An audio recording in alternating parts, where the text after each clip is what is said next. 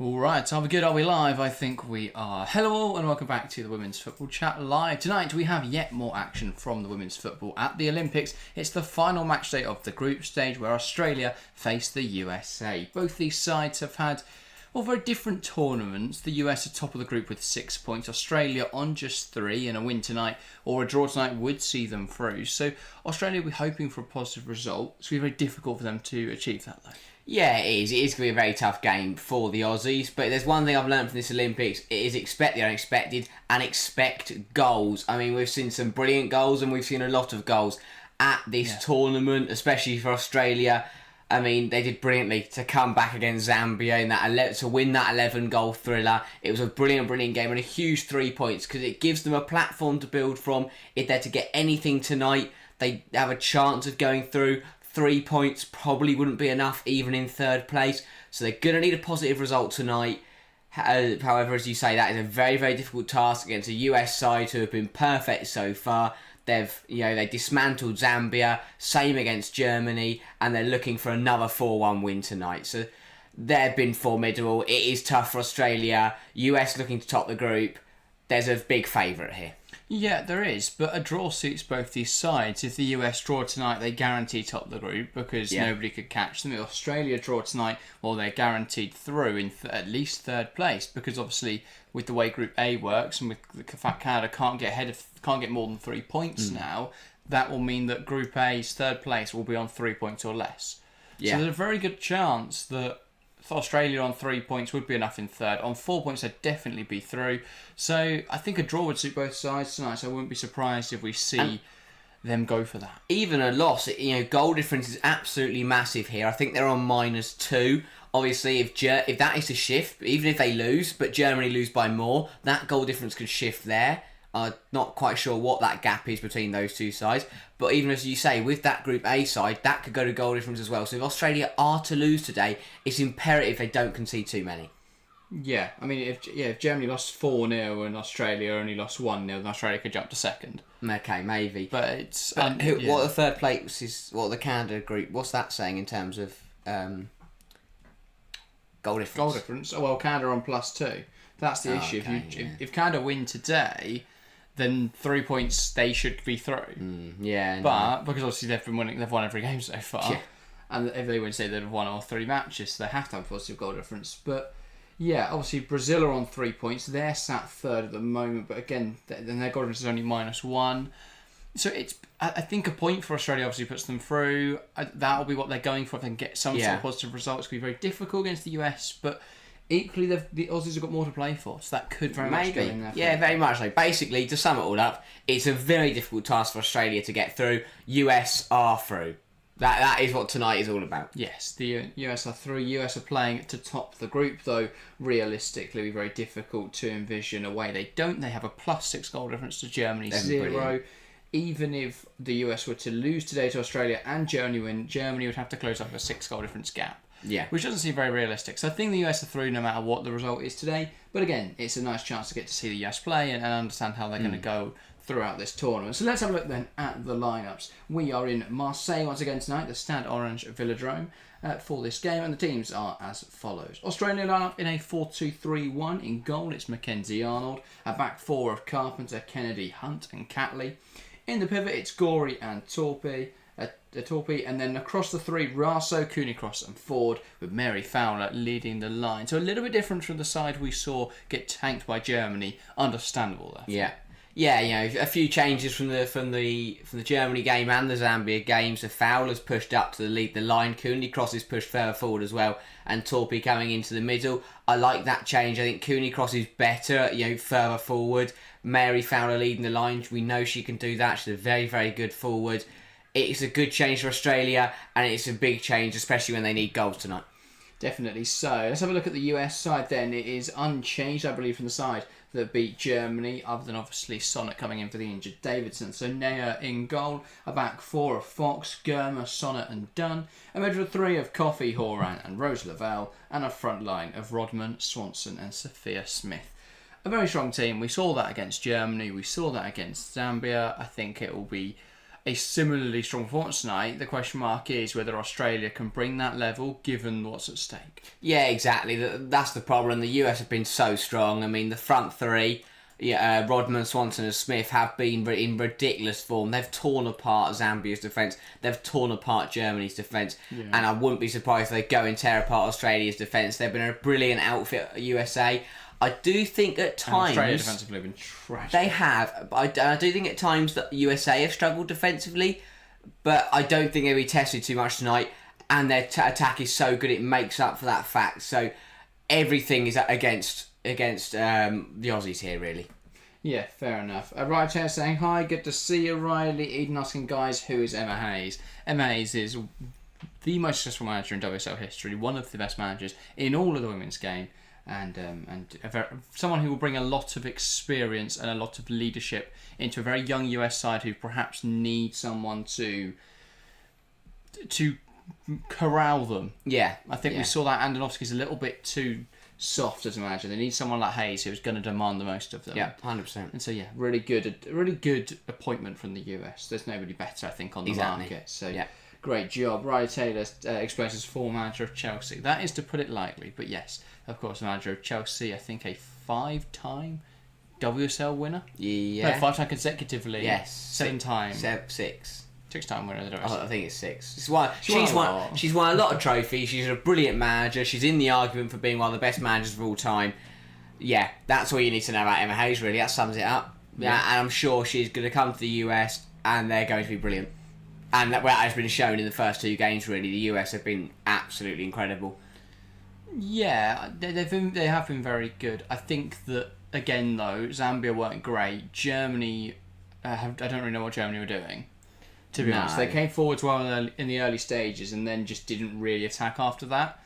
I'll be intrigued to see how the US get on later in the competition. I think again today they should have this quite comfortably. Yeah. Spain will be a big test. France will be a big test. Even a side like Colombia that are a bit more physical, I think would be a big test. But they're playing sides who are good teams but aren't really on their game.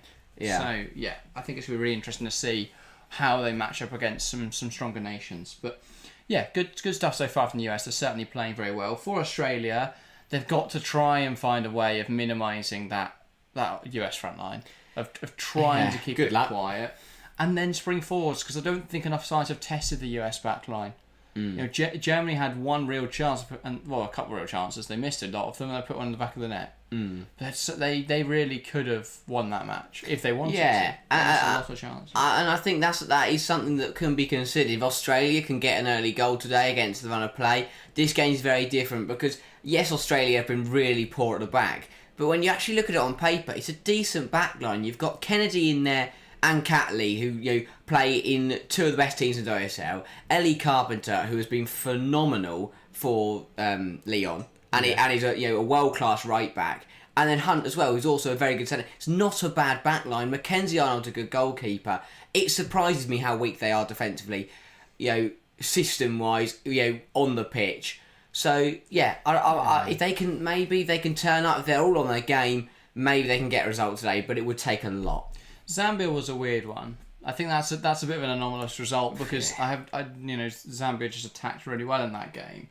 I have no idea how they managed to get 5 goals or how Australia pulled it back in the end. But yeah, what a game that was. Germany game, Australia had some real spells of dominance. They just couldn't put the ball in the back of the net. I think they missed Sam Kerr so much. The Germany game, Australia were in it first half. Second half just didn't show up at all, really. Yeah. And that surprised me. If they can turn up today for the whole 90 minutes, they'll give the US a game. But the problem is, as you say, they had dominant spells. If you give you can give the US. I mean, look at what happened at Germany. They gave the US 5 minutes of freedom and they scored 2 goals. Because that's what they do. You give them a sniff of something, and they're going to take a massive bite out of you, and suddenly the game's gone at that point. Yeah. Fair enough. We'll get into predictions in a moment. Eden's saying, I also found that Emma doesn't have a Champions League, so she's not really a legend or a great manager. That is a very narrow view, Eden. I think that the problem with the Champions League, you need context behind that because of the strength of Lyon and Barcelona.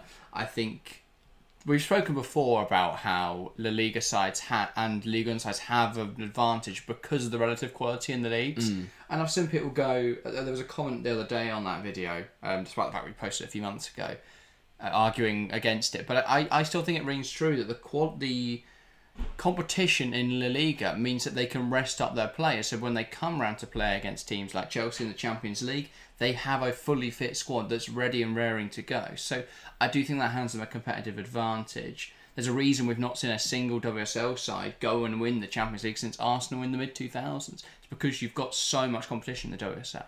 And I mean, apart from Wolfsburg, Chelsea are the only side to get to a final, aren't they? In the recent...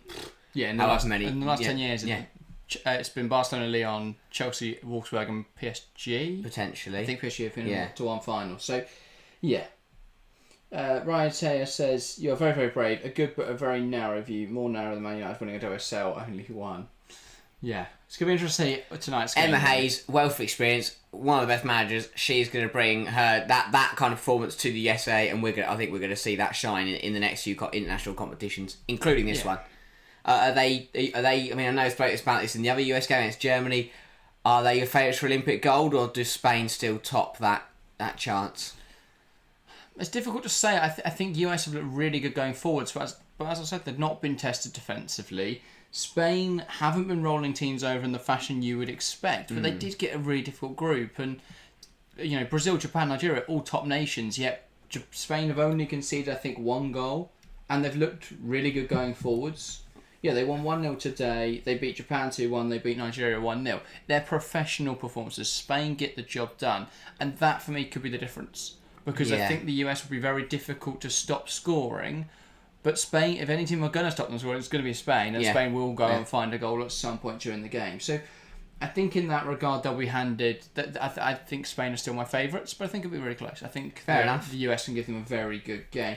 Shall we get in some predictions? Yeah, if you are go on watching then. along, get involved in the live chat, give us your predictions. So I'm going to start with you, Harry. What's your prediction for today's game? This is a really... I was going to be nice, but I'm going to have to go with the USA. They're much stronger. They've shown that over the tournament. I think Australia will give it a good go, but I don't think they're going to have much, say in the matter, really. I'm going to go for a 3-0 Aussie win, a 3-0 USA win, sorry. Yeah, I was going to say. It will be goals from Rodman, Smith and Horan.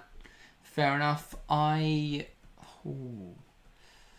think US will win. I don't think I'll have it all their own way, though. I'll say 2-1 USA. Ooh. A slightly more modest victory. I think it'll be a goal from Rodman, a goal from Swanson, because she's been in fantastic form this tournament. And then a Aussie goal from Ford. It'll be really nervy towards the end, because everyone thinks, are Australia going to get this? Yeah. I don't think they will in the end, but I think it will be much tighter than many people would expect tonight, just because Australia have so much more to play for. Fair enough. I mean, I'd like to see Australia put up a fight tonight. I think even if they do put up a fight, they're not going to have much of a choice. Yeah, fair enough. Caden saying Spain, Brazil. Spain is up 1-0 and Brazil gets 16 minutes of injury time. Bloody hell. Yeah, that game is still ongoing, minutes. so we'll keep tabs on that. I mean, we have seen some ridiculous... I mean, obviously it's the FIFA ruling of the additional time. Something must have happened for there to be that much. Well, I had a Marta time. red card, but that was in the first half. Oh. In the 6th additional minute of the first half. And it's quite interesting because it could be her last Olympics appearance. And she got because obviously if Brazil don't get through the next round, not sure. Guessing it was it straight red? I wasn't watching the game. Yeah. So that's interesting. That's very unlike Mark. Well, hats off to Brazil then. They're only 1-0 down to Spain with 10 players. That's a big achievement. So well done to them. Are they Brazil through?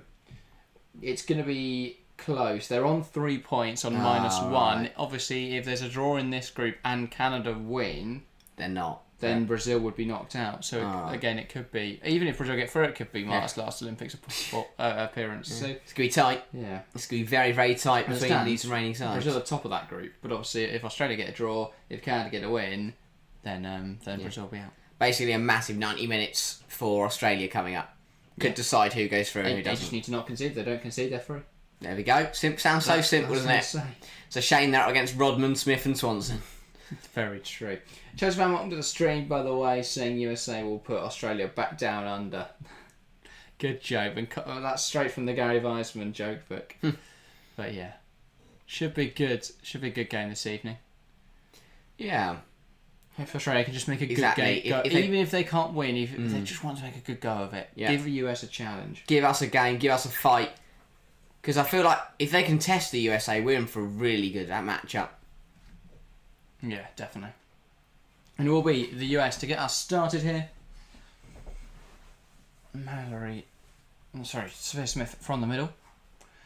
Knocks it back as the referee blows their whistle and we're underway in this game. It's the final match of Group B.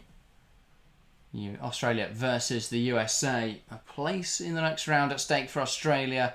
Top of the group is the goal for the USA. Well, good job Swanson didn't go into basketball there, trying to stop that ball going out of play by bouncing it to the ground and bouncing it over the sideboard. But it's a USA throw. Dunn. Goes short to Horan, now back to Dunn. Can she put the ball in the box? Not immediately. We'll go back to Sonnet. And now the US will move the ball round. So Japan-Nigeria has finally ended 3-1 Japan. They're through. Big win for them. Yes, indeed. And a strong group stage for them. Narrowly losing to Spain, beating Brazil in injury time, and then beating Nigeria quite comfortably. By the sounds of it, that's not a bad group stage at all from Japan. Yeah, completely agree. Swanson. Now Sonnet.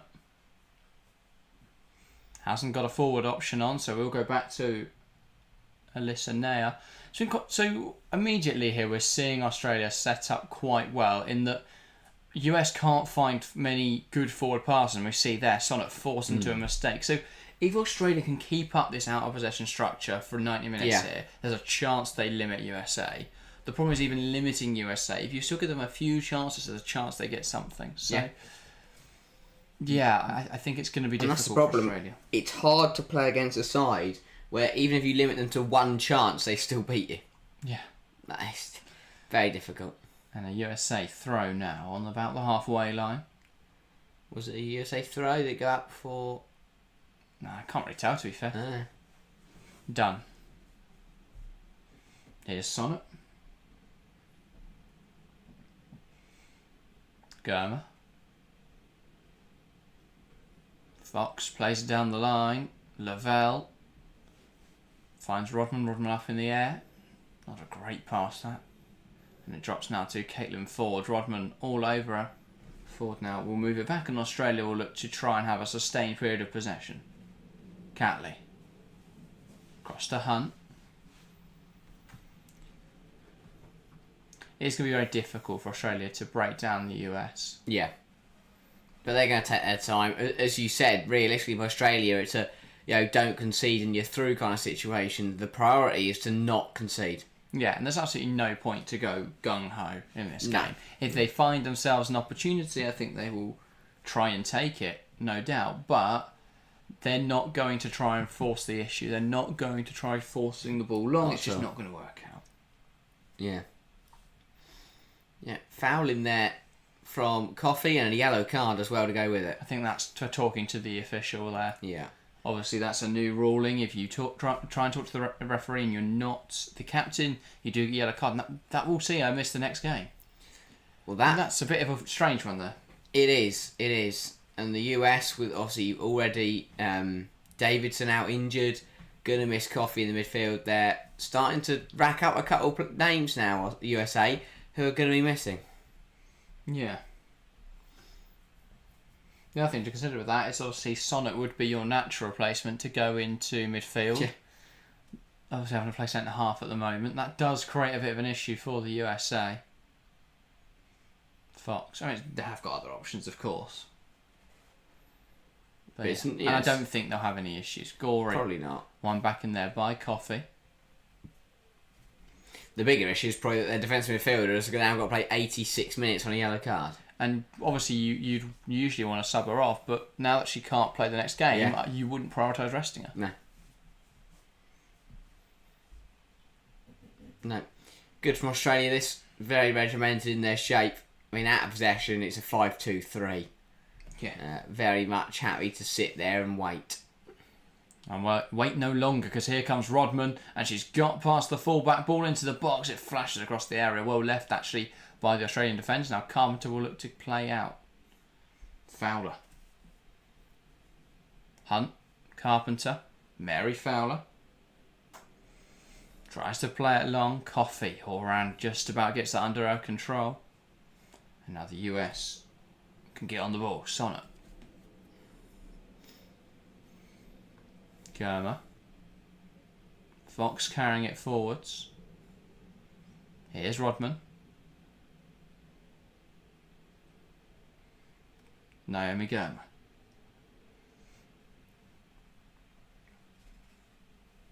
I haven't seen enough of Rodman being brave on the ball.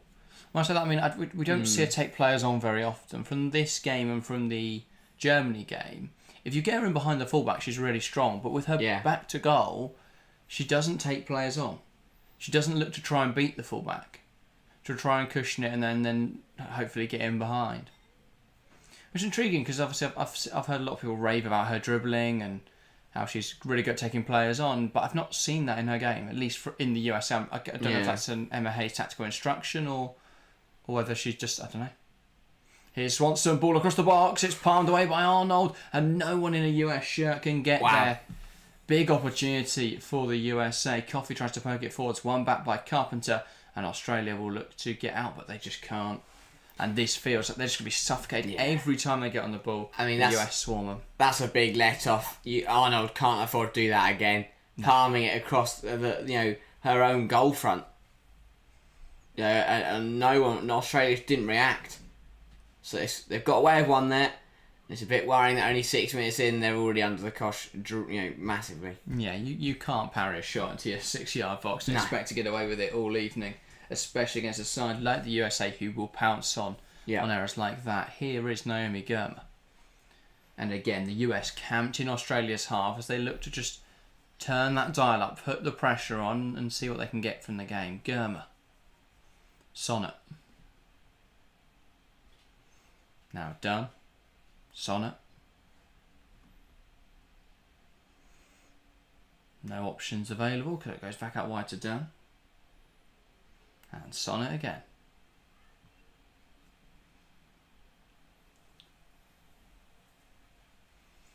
USA coming forwards. Germa. Switches the play here, finding Dunn. And Smith a little bit too relaxed in possession there. And now Australia will look to come forwards. Fowler. Nice movement, plays it in behind. Oh. Not quite able to get there. Yeah, it was an interesting one. Fowler did well initially. Yeah. The other thing to note is we thought it would be a 4-2-3-1 tonight for Australia. Instead, it very much looks like a 5-2-3. With Fowler playing on the right wing, Raso through the middle. You've got Cooney crossing Gorey in a pivot. I think Torpy is in the back line. So it's quite... They're very defensive, Australia. And I get it, because they only need a point tonight. But it's a shame we're not really going to see Australia try and play attacking football. Gustafsson knows what he's playing for. Yeah. He's not an idiot. He got Australia to the World Cup semi-finals. Not because he thought they could go out and beat everyone 5-0, but because they played smartly. And this is smart. Setting up defensive and trying to play for the point. That's a great ball from Smith to find Rodman. Rodman cuts inside dangerously, takes aim, it's blocked, it's going to fall in there to Smith, and she's lashed the shot over and wide. Pull that from Smith. Yeah, really good from Rodman. You would have, bet your bottom dollar that Sophia Smith would have got us on target. Yeah, better from Rodman. Good work, cuts inside well. Arnold gets in the way of another parry. Because usually if you parry a shot to Sophia Smith from the edge of the area, that ends up in your top corner. I don't mind that necessarily, though, in the sense that's a really powerful shot from Rodman. Yeah. She cuts inside so strong. And again, I was questioning Rodman taking players on. She's proving it there. Yeah. She darts quickly to the inside. Torpy's caught out and fires a shot away really nicely with that left foot, but just couldn't quite beat Mackenzie Arnold. I don't mind it from Arnold. It's a very powerful shot. I think parrying it away is probably the smartest option. If you are going to parry it, though, parry it somewhere else. Yeah, I mean, ideally you catch it and kick it long and score a goal, but that would be good. Yeah, I think they have been let off slightly though. Especially if Arnold scored directly. Yeah, let off slightly there. I think Sophia Smith should have done better with that rebound. That set up quite nicely for her, or at least it appeared to. Here's Germa on the ball, and you see some of the goals that she does score and go, well, that's easy for her. Yeah. Got to be dealt with here by Catley and his sake. Again, good from Lavelle, just forcing a pedal for a throw.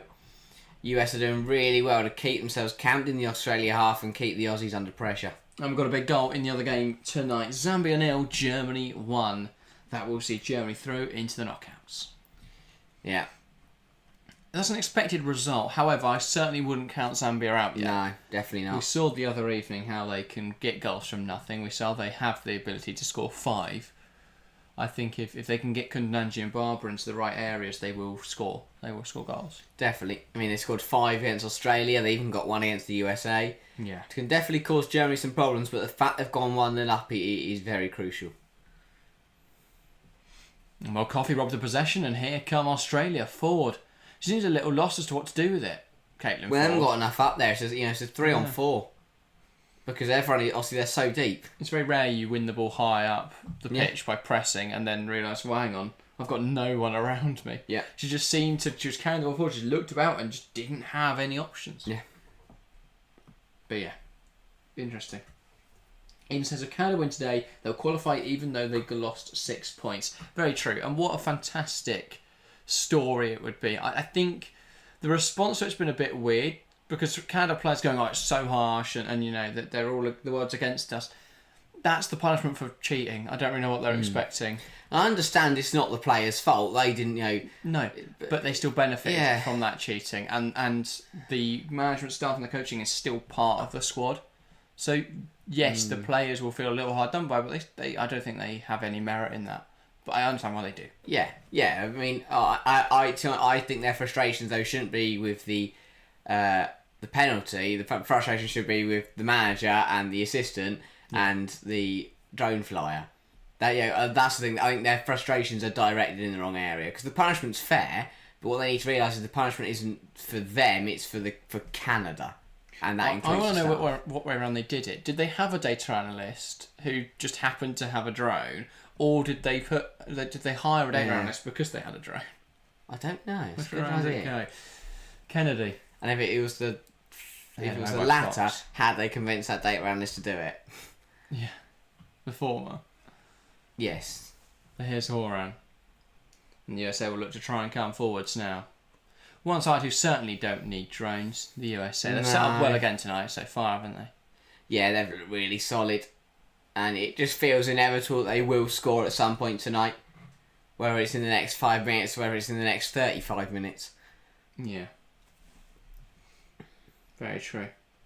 And it's 2-0 Spain, by the way, with all that added time. Alexia Putellas has scored. Amir in chat saying the same. She very much seems to be back now. Putellas, obviously, she suffered with an ACL injury throughout last season. She returned sporadically at the end of the campaign, but 2 goals in the Olympics so far, I believe. She's starting to put together a really strong campaign. Scary. I was going to say, if she can take that form into Barcelona, then Putellas and Bonmati linking up at Barcelona just feels Yeah. illegal. To have a midfield of Bonmati and Putellas is ridiculous. Bonmati, there has been linked with the move away. I don't think there's any merit to it. A lot of people assume it's just the agent trying to drum up interest. Because obviously if the agent can say, well, I've got all these offers and use that against Barcelona, then they will be able to get an increased contract. But yeah, it would be interesting to see if Bonmati did make a move, where she'd go. I imagine it would be the USA.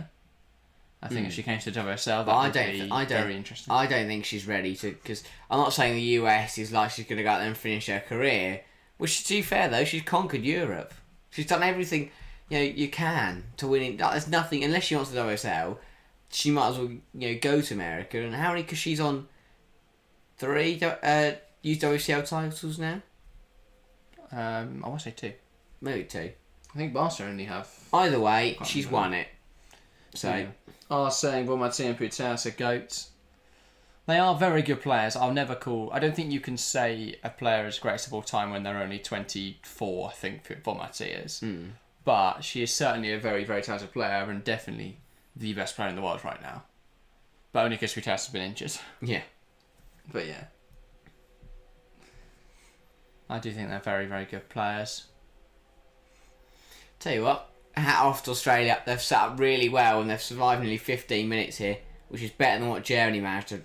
This is exactly what they would have wanted. I think Tony Gustafsson will be... This is the ideal situation. 100%. trying to come forwards there and it rolls off the end of the pitch. Obviously, they'd love to have scored a goal, but they're setting up to draw tonight. Yeah. And if they get a 0-0, they're through. That's exactly what they want. A goal would have exceeded expectations. Brazil-Spain has finally ended 2-0 Yeah. Spain, and that it's putting Brazil in jeopardy. Real jeopardy now, because if Canada win later today, and Australia get a draw here, then Brazil are out. That's huge. That is huge. And that will mean we've seen the last of Marta at the Olympics. And in fact, in all international football. Yeah. She's announced this will be our last tournament. Wow. So yeah, what a moment for the sport. An absolute icon, Marta. Yep. Incredible player. Yeah. Shame she got sent off today. Could have gone out on a higher note. Yeah. Amer says, it would be weird to see Paul Marty leave now. For us, maybe when she's 32, then it makes sense. But the thing is, I get obviously the dominance, why you'd want to dominate. But at some point, you do want to seek a new challenge. Because for Barcelona, the Liga F isn't a challenge. And unless Chelsea and Lyon and maybe some other WSL sides suddenly become really competitive in the Champions League. I know obviously Lyon have been, but they've got to continue that. I think unless we see some real strong competition in the UWCL, I wouldn't be surprised if a few Barca players did leave. Because there's no competition in Liga F. So again, that needs more investment. But yeah, definitely. It does feel like Barcelona exists solely to win UWCL titles. Yeah. I know people disagree because we've had the same before. But personally, I don't see how you can argue that there is any competition in the Liga F when Barcelona win most games 9-0.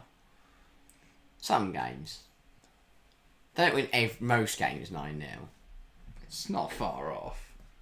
No, I think that's... I mean, they win most games 4 or 5-0, yeah. But not 9-0. Fair enough. But it's still very high. I think the bigger thing to look at is they 37 goals. They walk it by how many, so many points. Oh yeah. 15 points clear from Real Madrid. That's not a title race. That's not a title challenge. No. That is just winning it.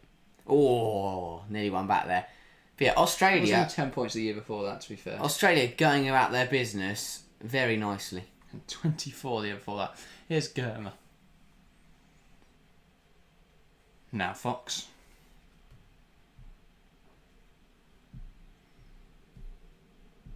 Ball down the line and Lavelle will give chase. Ball out of play. Amer says, yeah, no, but maybe she wants to win the Champions League 5 times in a row, though. True, but then that's still only 3 years. And she's still mid-20s then.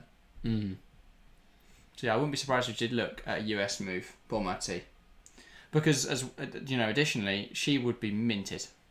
Oh, yeah. You look at the money being thrown around the NWSL right now, it is a lot. We've just seen we saw Rachel Quintanangi in February move for... Was that the £1 million transfer? It was, wasn't it? I thought that was 850. That was 850. Barbara Banda moved for a lot of money as well, I think. Yeah. She's headed out there now. So we're seeing a lot of money being thrown around the NWSL. It's very, very interesting to see because we don't have the same thing in men's football where there's a competitive league in another continent. So it's going to be very interesting to see how the NWSL and the WSL stack up against each other. Yeah. Anyway, USA camped in Australia's half, ball inside, and Gorey stops it, and now Australia will look to counter. Fowler, no room to move forwards, tries to execute a pass to Raso, but it's just not on. This game very much feels like, unless the US score, this is going to be 0-0. If the US score, suddenly Australia have to come out and fight. Thing is, there's no incentive for the US to score a goal. Yeah. And Australia at the moment, they're winning the mini battles in there, which is preventing the US from really putting them under incredible pressure. Like by that I mean that's not a foul because I was going to say Carpenter wing the ball off done. Okay, that was a foul. I take it back. That was a poor example. Yeah. That's what I mean. They're winning those mini battles. We saw Gorey cut a pass out there, which suddenly just shut down the whole US move. It's those tiny things that Australia are doing, which is stopping any rhythm getting into this game. Yeah. Yeah, they are just disrupting, as you say, that rhythm for the US. Hathaway is saying, "Hi guys, watching from the US, enjoying all your perspectives. Thank you, and feel free to get involved with the conversation. That's why we do these streams. I say it's we like to provide a commentary, but in games that perhaps aren't the most exciting, then you guys can interact, get involved, and we'll have a chat about. But I think NWSL knowledge is very hard to come by. Sophia Smith, what do you mean? Well, for us, because we don't watch the NWSL because we can't. Well, we can. I might try and watch some next season. Expand my knowledge a bit more, but yeah, that involves getting up in the middle of the night. I do that anyway. I'm not gonna go up at I love football obviously, but I'm not gonna go up at 2-0 to watch Gotham City. 2 a.m. Yeah. Yeah, not. Lavelle, fall in. It's headed on. Here's Dunn. Can she get a shot away? Nah, she's hesitated too much there, and Gory's cleared it away a bit haphazardly. Anyway. Yeah, that had to be sooner, as you say, from Dunn. She hesitated a little bit there, and by that point, the Australian defender jumped in front of her. Shot wasn't on. But yeah, the US a little bit too reluctant in this game. Yeah. Australia sat up very well though. The US know they're through. They're not in a rush. Hayes won't be too frustrated that it's only it's 0-0 after 20 minutes. If anything, Australia's scoring could be a shooting themselves in the foot, because if they do score, the US will suddenly turn on the heat, and they'll probably end up losing the game. Yeah, but equally, if they score, then it doesn't matter if the US score once. So they would build themselves that cushion. Here come Australia, though. Ford. Can't hold on to that one. Poor touch from Caitlin Ford. Rodman trying to get away. And she's frustrated there because there's a few little nibbles. Yeah, he's given a few little challenges, and that has been given as a free kick. That's what Australia are doing so well, though, because they're not on a card yet. But they are frustrating the US with these tackles, because there's very little attempt for the ball from Torby there, but that's never going to be a yellow card. No. Right, it says, I'm from Lincolnshire, where can I watch the game? Eurosport or the BBC. It's available on Eurosport. Again, we're watching through Discovery Plus, but I don't know if it's on. I don't know if you have another way to access Eurosport, then you can probably watch it. Sonnet. Now Germa. Fox. Germa. Here's Sonnet.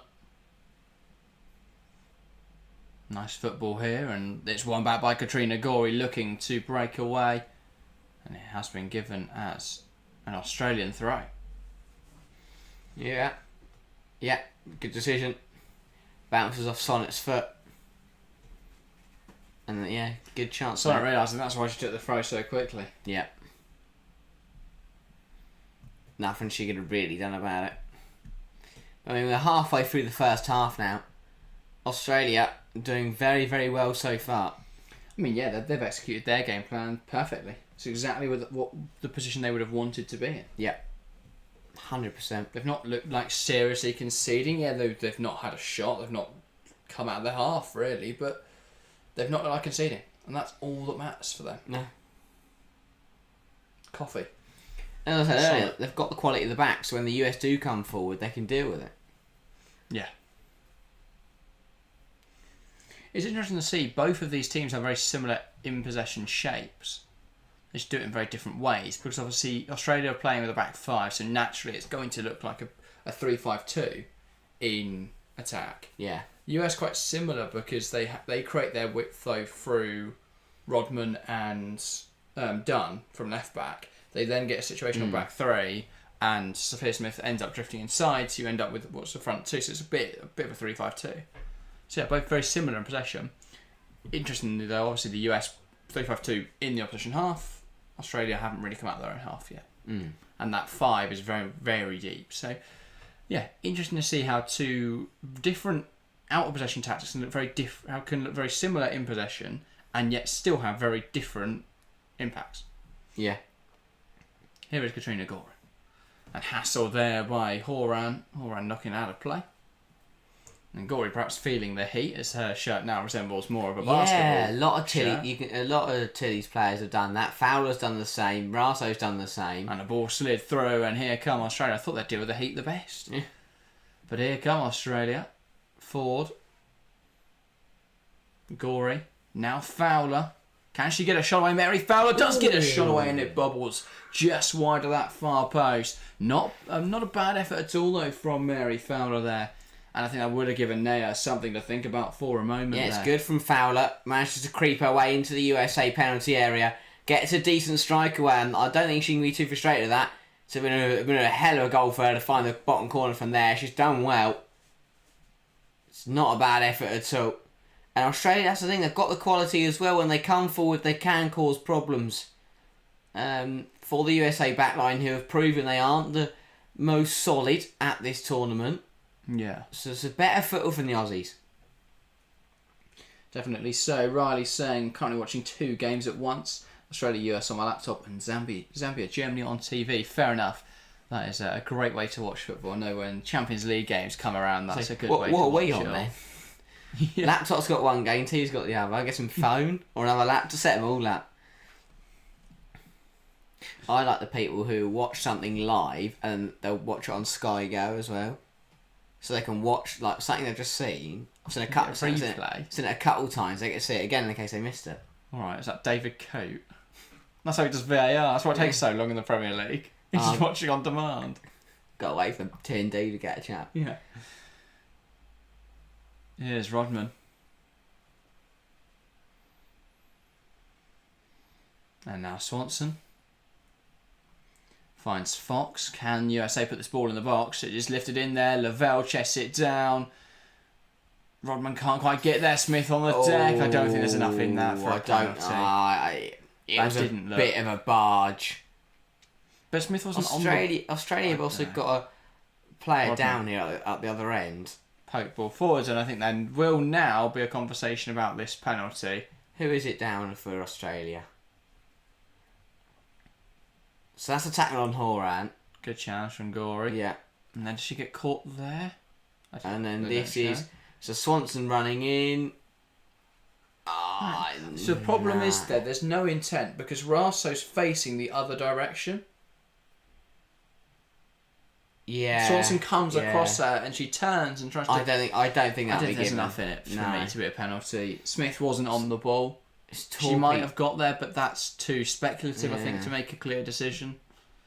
It is Torby down, playing in the back 3 tonight, and she seems to be in a fair bit of discomfort here. It's the right ankle, giving her a bit of jib. Not quite sure. Well, exactly. I didn't see what happened there.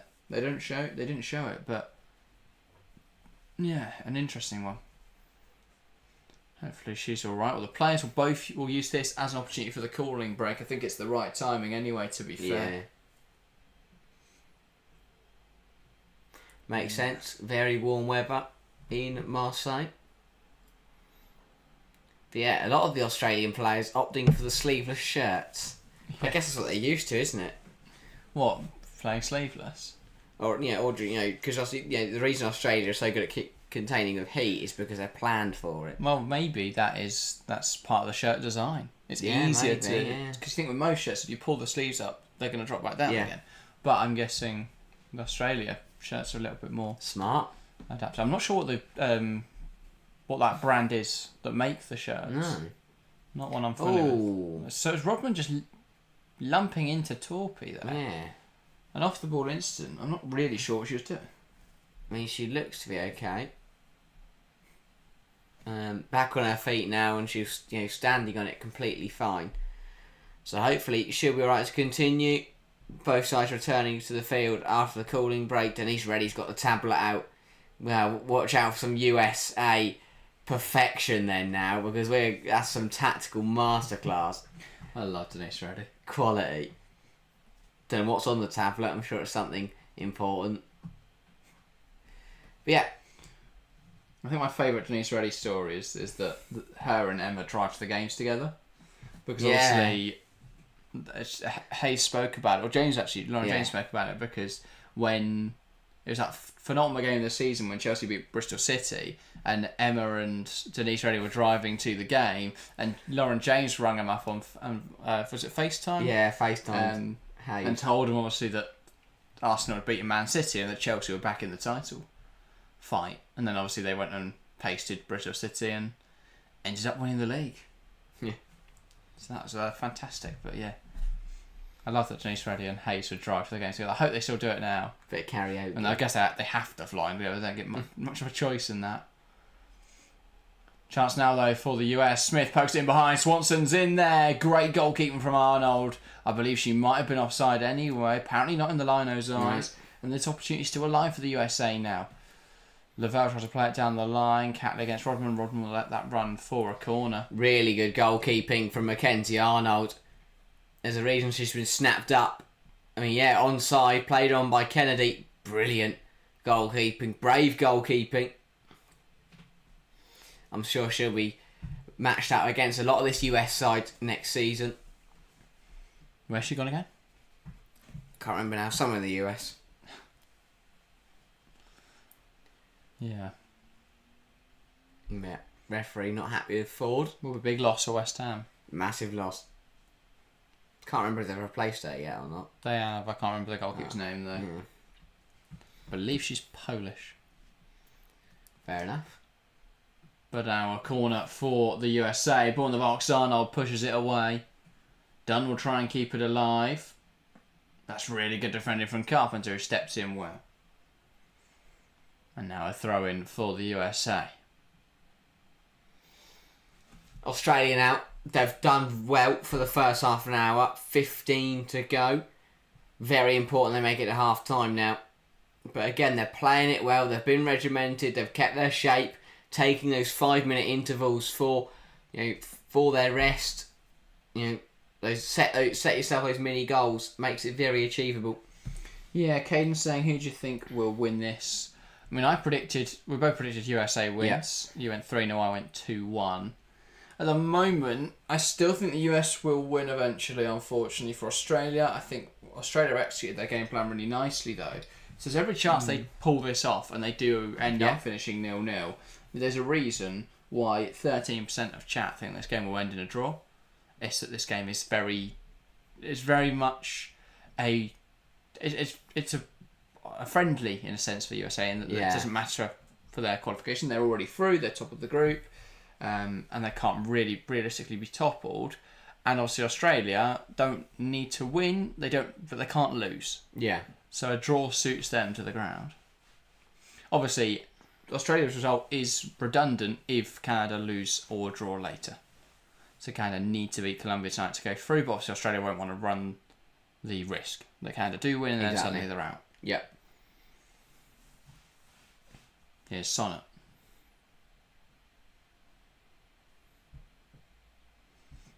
Smith, and that's not a great pass. I think the main thing as well will be if Australia do go 1-0 down, will be the moments after that. Because if you go 1-0 down to the US, like Zambia did, like Germany did, they fell apart and USA won the game and they walked it. If Australia do go 1-0 down at any point in this game, they have to make sure they stay in the game because they've got still a chance they could get an equaliser at that point. But also it would lessen the goal difference impact. So if USA do go on to score at some point, Australia have got to make sure they do not, lose a grip on the game. Yeah. The problem for Australia really is that they didn't score enough against Zambia. No.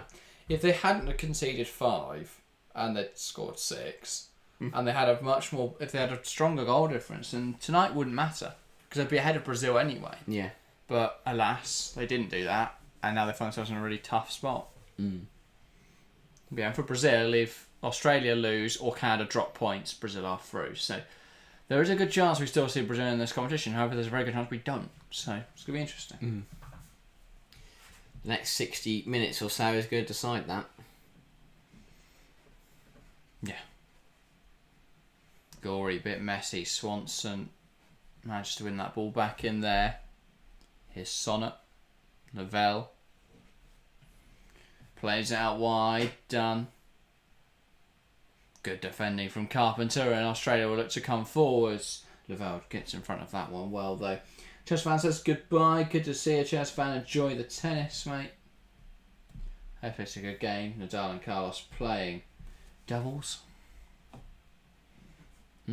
Australia now with the ball. Thrown on this right-hand side. Carpenter. Ford can't quite get there. Coffey does really well there to turn. It's going to fall now to Lindsay Horan.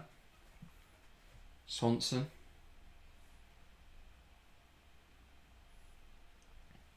Horan. Switches the play. Finding Emily Fox.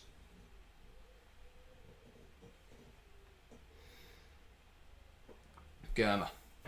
Sonnet. Can the USA make something happen here? Lavelle. Now done. Horan. Lavelle finds Sonnet. I mean, the whole team for USA are within 40 yards of the Australia goal.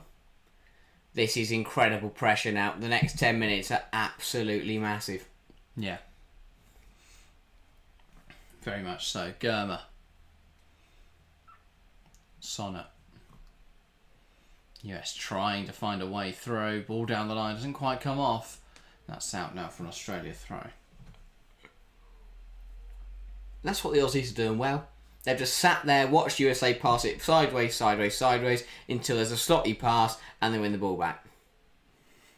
Never seen someone shout USA with such vigour. Great passion from the fans. It's very, yeah. Four blokes with the USA flag painted on their face, screaming USA into a camera. What more could you want? Well, the others were a bit more mellow about it, but the guy back right, who couldn't paint his whole face because most of it was just beard, he'd have a bit of US. He was really going for it. 100%. Do not blame him. Carpenter switches the play. Lovely ball. That's really good. Torpy. Down the line. Here come Australia. Ball into the box. Fall to the back post. Almost getting there. Really good defending from Dunn. Rodman able to hold on to that ball, bring under control. So that will be an Australia throw-in now. Great touch from Torpy. Brilliant switch to the play from Australia. Great ball in from Raso as well. And if Fowler or Ford's a bit more proactive, that could have been a very good opportunity. But another good bit of play from the Aussies. Now it's their turn to get on the ball in the opposing half. Fowler pokes it to Raso. Raso, good turn. Can she find it over? Yes, she can. Eventually shift it to Carpenter. Carpenter. Yeah, I tried to work it out. Was. Anyway, Australia on the ball now. Forward into Gorey. Yeah. Gorey does execute the pass to Carpenter. Fowler makes the run down the line. Carpenter plays it into Fowler. Fowler Behind her. Yeah, had to reach for that one, and Horan nicked it off her. And now the Aussies have got caught high. That's exactly. Swanson into Smith. Can she get a shot away? Smith tries to dart inside, shifts it to Swanson as Carpenter goes touch tight with her. Horan to Dunn. Space opens up for the shot, takes the shot and forces a big save out of Arnold. Oh my days. Who just tips it over the bar. Yeah, good error from Dunn and an equally good save from Arnold. She's been called into action a few times today. Not a convincing stop, but a good stop. And even she worried that might be just spring up and into her own net. Didn't look like she got enough behind it, but a palm was enough to see it over. Not a bad effort from Dunn at all. Another corner to the USA.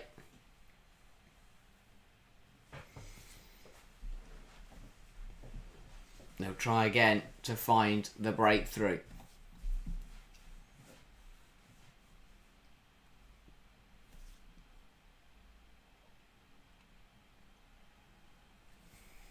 Lavelle.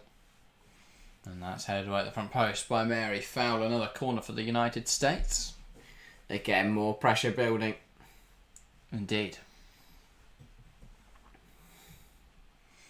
Again, it's Rose Lavelle.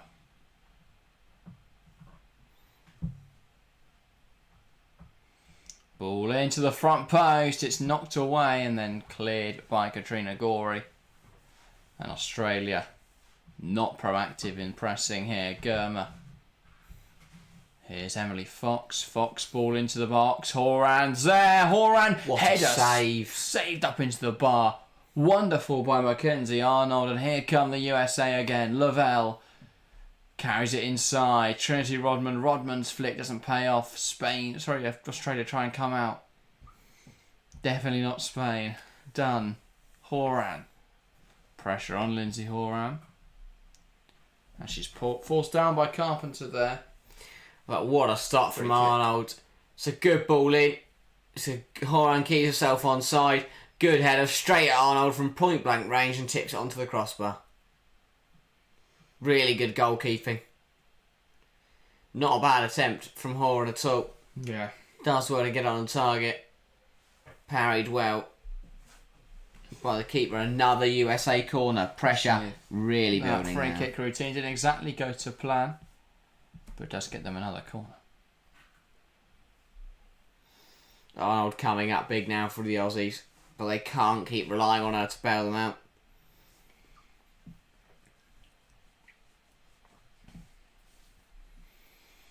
Ball in from the US towards the front post, and it's into the side netting. A very disappointing corner. Again, strong support for the US. Yeah. It's an incredible fan base. Over the pond.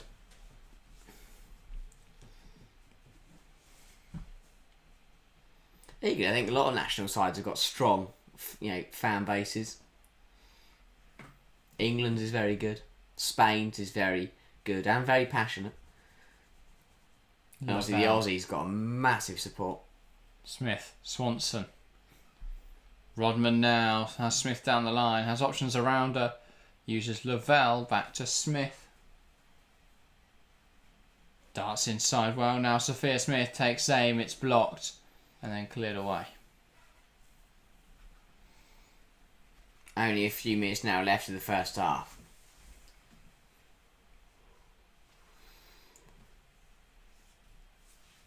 United States in possession, Sonnet. USA scoring for half time then? No, I don't think so.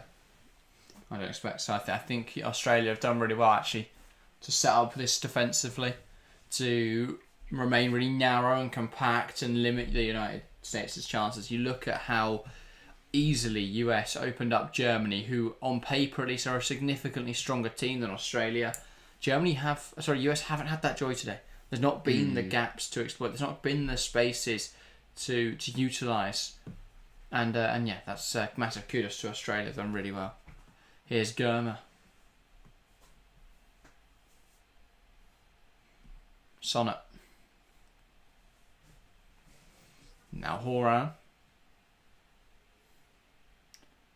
Plays it done out wide, done inside to Rodman. Rodman turns and shoots. It's not bad. And again, tipped over the bar by Mackenzie Arnold. The US are testing Aussie's goalkeeper here. Another good effort from Rodman. Another good save from Arnold. It's getting repetitive now. It's a decent effort.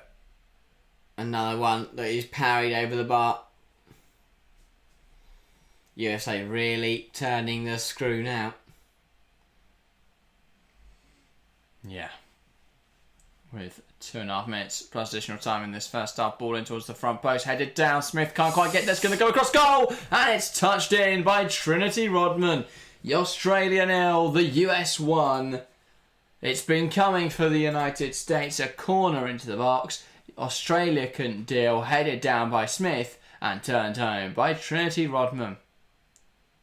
A big goal, and the US very pleased with that one. For Australia though, that could see them out.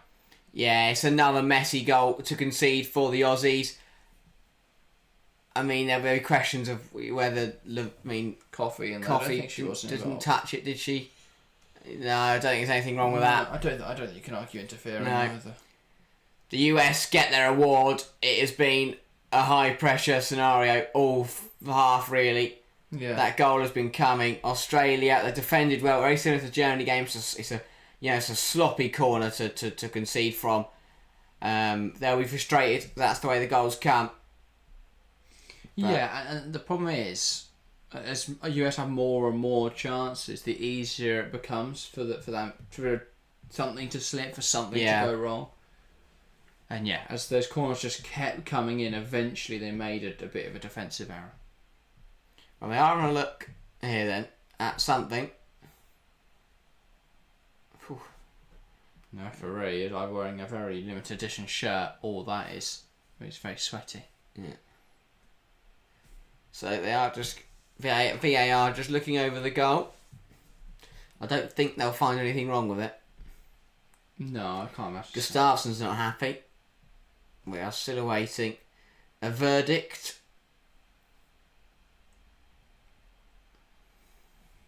This is a huge moment. I think it will stand. I think the it will question mark is stand. around Coffee in there. Does she interfere with play from an offside position? All she's got to do is interfere. Because it's that blocking the goalkeeper's opportunity to get there. Potentially so, yeah. Does that stop the defender being able to clear it away? That's the question mark. And the referee, he's either going to the monitor in not a hurry, or he's going to talk to Gustafsson. Could be both. And Kill two birds with one stone. it looks like a monitor review. So Justin Williams, by the way, saying Emma Hayes for president. I back it. I don't think she's been a US citizen for long enough. No, So what is the managers? conversation here?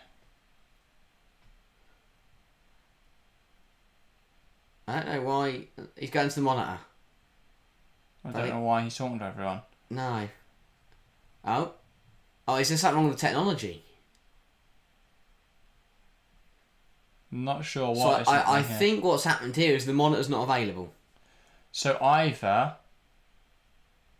So they have to give the goal. Oh, wow. That's interesting, isn't it? That's a... Mate, I mean... We can't comment too much because we don't really know the situation, but from what they're saying, from what it looks like they're saying, the technology isn't working, the referee therefore cannot use the VAR system, and so he has to go based on his own call. Wow. The on-pitch call. I mean, at the top level of the sport... That can't happen. Exactly. I don't get how that happens. And Gustafsson... He's getting a yellow card here. But he's rightfully frustrated here because his team have defended strongly at their big cost because the technology's not working. So what's happening now? Oh, is it working now? Okay, so Gustafsson has been booked. That doesn't surprise me. Have they got it back? Oh, they've got the referee new headset. I mean, this is a shambles. He's just some cold, just some bloke with a ridiculous size headset on. This is laughable. He's just put it on top of his own one. So now he can talk to the VAR. Gustafsson's been booked. This will be worth it. He will absolutely take the yellow card if it means they get a goal. Yeah. I'm guessing the guy. This guy said it's working again. And he screamed at Letexia to get over there. Is he watching on the phone? I think he's saying he can't hear her. No. This is mental.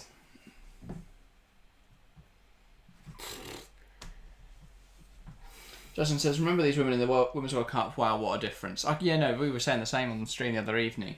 The organisation in this US side compared to what we saw at the Women's World Cup in 23, where they looked disorganised, disheartened. Yeah. There just didn't seem to be belief in that side. Now it looks completely different.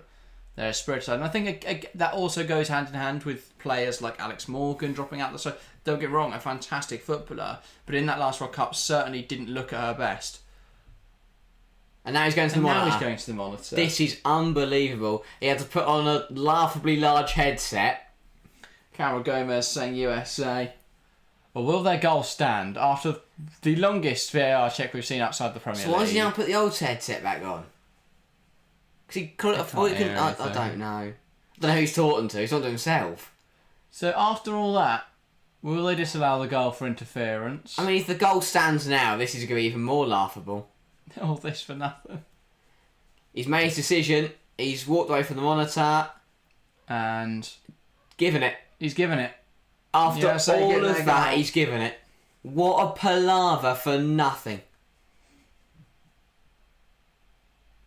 I have no idea. I can't. It's an absolute joke. Because what did the VAR guy say to him? That he's got a house wrong. I have no idea. But why did why did he do the whole monitor bit? Because surely once he could hear the guy on the massive headset, the guy should have gone. Oh, we've got 10 additional minutes now. Time to 10 minutes. Because we spent 5 of them. We spent all 5 of our 5 additional minutes doing nothing. Watching Letexia change his headsets. That great, isn't it? Fowler. Here's Ford. Can Australia hit back immediately? Ball wide. And Torpe fighting away for it, can't quite win it. Justin Williams, this is the funniest thing I've ever seen in a game. Certainly amusing, isn't it? It's up there. I don't get it. Because surely once he put the big headset on, the guy should have gone, it's not offside, mate. I think now he has to run around with a big headset on. Yeah, I think, because now, And the little man so following is he, him. are they now fixed, or is he just talking to the linesman? I imagine just the linesman.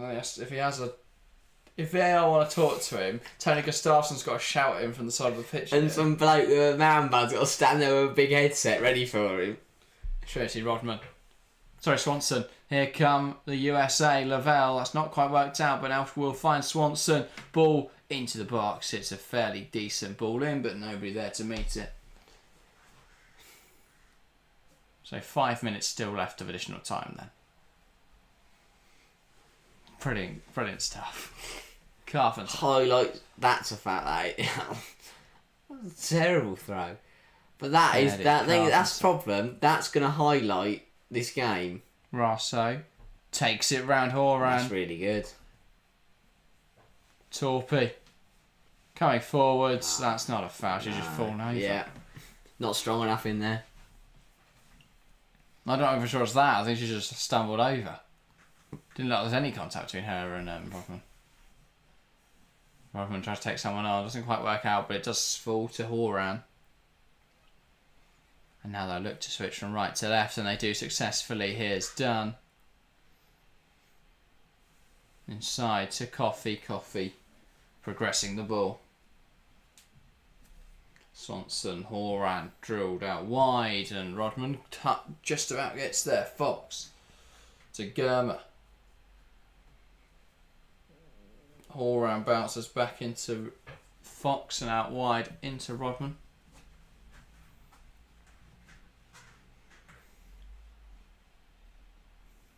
Now Germer.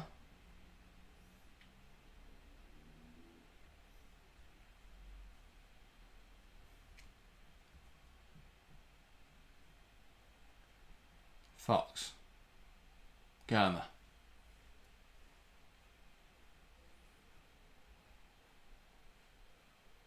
Happy just to roll our defence back to Fox. Now here come the US. Lavelle. Horan. Out wide to Rodman. Rodman tries to play it inside. It's going to fall now to Swanson, who can't quite make it work. And it's claimed well in there by Mackenzie Arnold. 70 votes all the way in the poll and chat so far. 61% of you guys in chat have voted the USA. If you're cheering on either side today, then do let us know in the live chat who you're supporting. Yeah, then 26% Australia, 13% draw. So a nice split.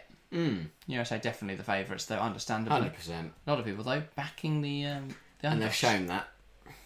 Yeah, despite Australia remaining quite regimented, disciplined and defensive in the early stages, US have got a goal and they are coming forwards again now. Swanson has a chance. She's taken the wrong touch there and she's put that out for a goal kick. She's just a bit too heavy in there. Good weight of pass from Smith. Finds Swanson. It gets stuck on her feet with the initial touch. She feels she needs another one to take it out of her feet. It just drags her too far wide though. There, yeah. Poor effort in the end.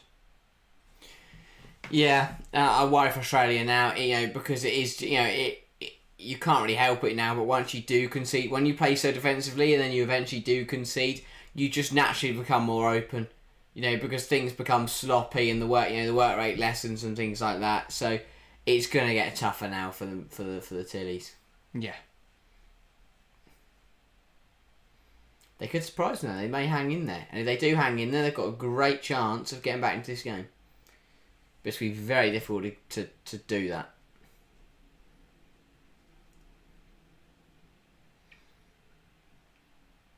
But yeah, now US, they've got less incentive to push forward. They're happy now to have the ball for themselves and just see this game through. Germer. So this would need Canada to lose, wouldn't it? Now for Australia to Or draw. To go or draw. It's basically just Canada not to win. Yeah, who are they playing? Colombia. That's not a given win either. Oh no, definitely not. It's still a good Or chance, Australia. If Canada win by enough, that Colombia would then have a terrible goal difference. Because Australia is -3, Canada would need to win 5-0. Or not win at all. Or not win at all. Or That's a very lot of wins. Like, either you need a team to not win or win 5-0. Or the result of Canada-Colombia wouldn't matter if France lose and by enough goals to New Zealand. However, no, that wouldn't work. Because New Zealand would get the goal difference, would then get their goal difference up and they'd go through. So, yeah, basically they either need Canada to win 5-0 or lose. What a scenario. And that is half time here. Australia could still come back in this one, but so far it's Australia 0, the United States 1. USA practically through for all intents and purposes. However, Australia just needing a point to progress. If they could find something in the second half, all they need is a goal now. It's going to be interesting second half to see what happens there. Yeah, very much so. It was a very competitive first half. Hats off to Australia. They hung in there for the best part of the 45 minutes, but it was a Rodman goal on the 44th. That does separate the two sides. It didn't come without its controversy. Tony Gustafsson wasn't very happy. The technology didn't work. He got booked. We watched the Texay put on a massive headset. All of that just to keep with his decision. I was going to say, all of that for no reason. So that was good. That was kind of the highlight of the first half. Yeah. But I'm intrigued to see where it's going to go now in the second 45. Still all to play for. Australia definitely still hanging in there, but USA in control. Definitely, and I think if Australia come out with a bit more positivity in the second half, they could spring a surprise. The issue is obviously they do risk a lot. If they go forwards, there's more likely they're going to concede. Hathaway saying the USWNT are so grateful for Emma. She has incredible talent now and coming up, so much she can do for the women's game here and worldwide. Thanks guys, really appreciating your commentary. No worries Hathaway, thank you for watching. Oh.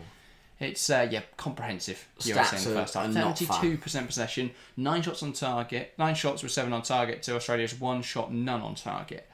That is complete dominance, but it's how Australia have tried to play today. The goal ruins Australia's tactic. Yeah. Because now they can't go out to defend. They've got to go and get a goal if they want to have a good chance of progression. Look at all those stats on there, but it's the top one that matters. It's 0 goals to 1. If that was 0 goals to 0, then it wouldn't matter what was below that. And they would not care because they'd still be level. Very true. Yeah, on Hathaway's comment, Emma, what will she win with the US? Basically, obviously they're in the Olympics now, and there's a good chance they will win this. Yeah, I think for me it's between them and Spain. There's definitely a medal. There has to be, realistically. Yeah. I'd be very surprised if they didn't take home, at least a silver or a bronze, if not the gold. Going forward, the 27 World Cup will be very, very interesting in Brazil. 25 copper? I mean, they should. I'm not going to say they walk that because there's some very, very good sides in that. Canada bring their drones out, okay. Exactly, yeah. Canada still won't have a manager because Canada won't have a manager. Brazil won't have Marta. And then you question that, and Brazil haven't been very good this tournament. Apart from that, Mexico, I don't think they're going to challenge the US too much. Where is the 25 copper? I don't know. If it's in the US, they went for that's good. Colombia could give them a fight, so that could be interesting. Apart from that, I think the USA should definitely take the Copa America. And do they even compete? Do they let the US in? Surely. Well, they do in the men's game, but they haven't been. Oh. Haven't been let in before in the women's game, so probably not. Oh, okay, never mind then. So probably won't win the Copper. No, so what are they Unless playing? they suddenly get invited. So like a North American Challenge Cup? I don't know what the She Believes Cup is, to be honest. I don't know enough about that one. Let's have a look. That is in 2025. If anyone does know, let us know. The most recent one features US, Brazil, Canada and Japan. That doesn't really feel worth it. So what... No. Such as 4 teams? Yeah. What's the point in that? I mean, they should win the She Believes Cup then, and absolutely, that. But Depends who they invite to play. The main target is the 27 World Cup. Get USA back on the worldwide map with a win in Brazil in 27. It will be tough. They'll be up there against Spain, against England, but it's hard to tell where everyone's going to be at in 3 years' time. There's the CONCACAF Championship. Right. Which is the Gold Cup. Ah, right, yeah. Women's Gold Cup, which the US... how many have they won? I don't really understand this table. They won it in 2024, Right. I think. But yeah. It's probably the only thing they did win under Andonovsky, wasn't it? Oh yeah, they only ran one tournament so far. Yeah. And they won it. I think it replaces the CONCACAF Women's Championship, Oh, it's a mess, isn't it? which the US won all but 2 years. Right. Yeah, so they had a CONCACAF Championship. They've now adapted it to be the Gold Cup. So And the US won all but 2. Okay. Who won the other two? Canada. Shock. Well, they'll have fun in that. They should absolutely walk that then next year under Hayes. But yeah, World Cup's the main aim, isn't it? Jackie Jabang says British accent is perfect for football commentary, but American accent perfect for WWE SmackDown commentator. Exactly. Yeah, so when I I feel find that. watching the MLS very difficult because no. when they go when they, here's Lionel Miss. I can't do an American accent, so if I wanted to do an American, I'm not going to do that actually, just because I'm going to offend all the Americans. But I find it just doesn't work. But yeah, for the WWE, where it is a bit more, because obviously It's the terminology. it's not real. The football terminology is built around the British way of speaking, so it sounds funny when Americans say it. But in SmackDown, if I was to talk about WWE, he hits him over the head with a chair, it's very much more suited to American. Exactly, I don't know what I'm talking about. Some bloke smacked on in the head with a chair. That's what a British person would say. Some bloke hit the other bloke with a chair, whereas in America, obviously, it's adapted to same American football. I was going to say NFL and that works. Flag. But also the terminology, as you say, Yeah. it's all very different. But yeah. Hathaway says she believes it's just offer more international tournament opportunities to more teams. It's a big friendly. Yeah. Oh, fair enough. Okay. Yeah, Justin's saying main target for me is England friendly at Wembley. I might fly to the UK for that. And Hathaway said I'm flying to Wembley for that game. We want to be there as well. Yeah. So Come see us. exactly, we're going to be in attendance. Feel free to say hi. We're hoping to get to that game. We might get to the Germany game as well in October, but yeah, definitely want to get to a couple internationals. We went to the England-Ireland game recently, which was depressing to say the least. Because It was good. England won. Well. We didn't play well. It was fun. I had a good time. No, I had a good time, but the football was awful. Yeah, so I had a good time, mate. That's all I care about. The problem is it was like the last qualifier, all we needed just to get it over the line. But yeah, wasn't the most exciting It game. weren't the last qualifier. I very much, but we just needed a point. Yeah. Oh, yeah, it was the last game that meant anything. Yeah. Yeah. Obviously, then we just needed to draw against Sweden. We did that. So did we win that game or drew? No, we drew. No, wasn't it? No, yeah. I was gonna say, I thought so. But US, there's a lot of hope. There's a lot of promise going forward with Emma Hayes. They'll walk the big friendly She Believes Cup. World Cup 27 is their main aim. Get USA back fighting up at the sharp end of the problem is because it's still 3 years away, so there's so much that can happen. 100%. And if Brazil suddenly have loads of 18-year-olds who could burst fall on the off. scene next year, Spain won't fall off. Spain won't fall off. Look at that; they won everything this year. Well, But even the Weigman's still beat U17 and England. 19s. Everyone went to it. Oh, that's a big call. If Weigmann wins the Euros, I don't think she gets sacked. Is the thing. No. So, and I don't think she'd choose to leave unless it's after World Cup. Maybe. Because maybe that's what, if she's never won that in her. Exactly. Obviously, she won the Euros with Netherlands and lost the World Cup final with Netherlands. Joined England, won the Euros with England, lost the World Cup final with England. She's not in debate arena, I'm sorry. I'm surprised she's not jumped ship. She's not on Spain just for an easy. I mean, England will be looking lovely. to retain the Euros next year in Switzerland. But as you say, I think everyone's main aim is feeling up that World Cup.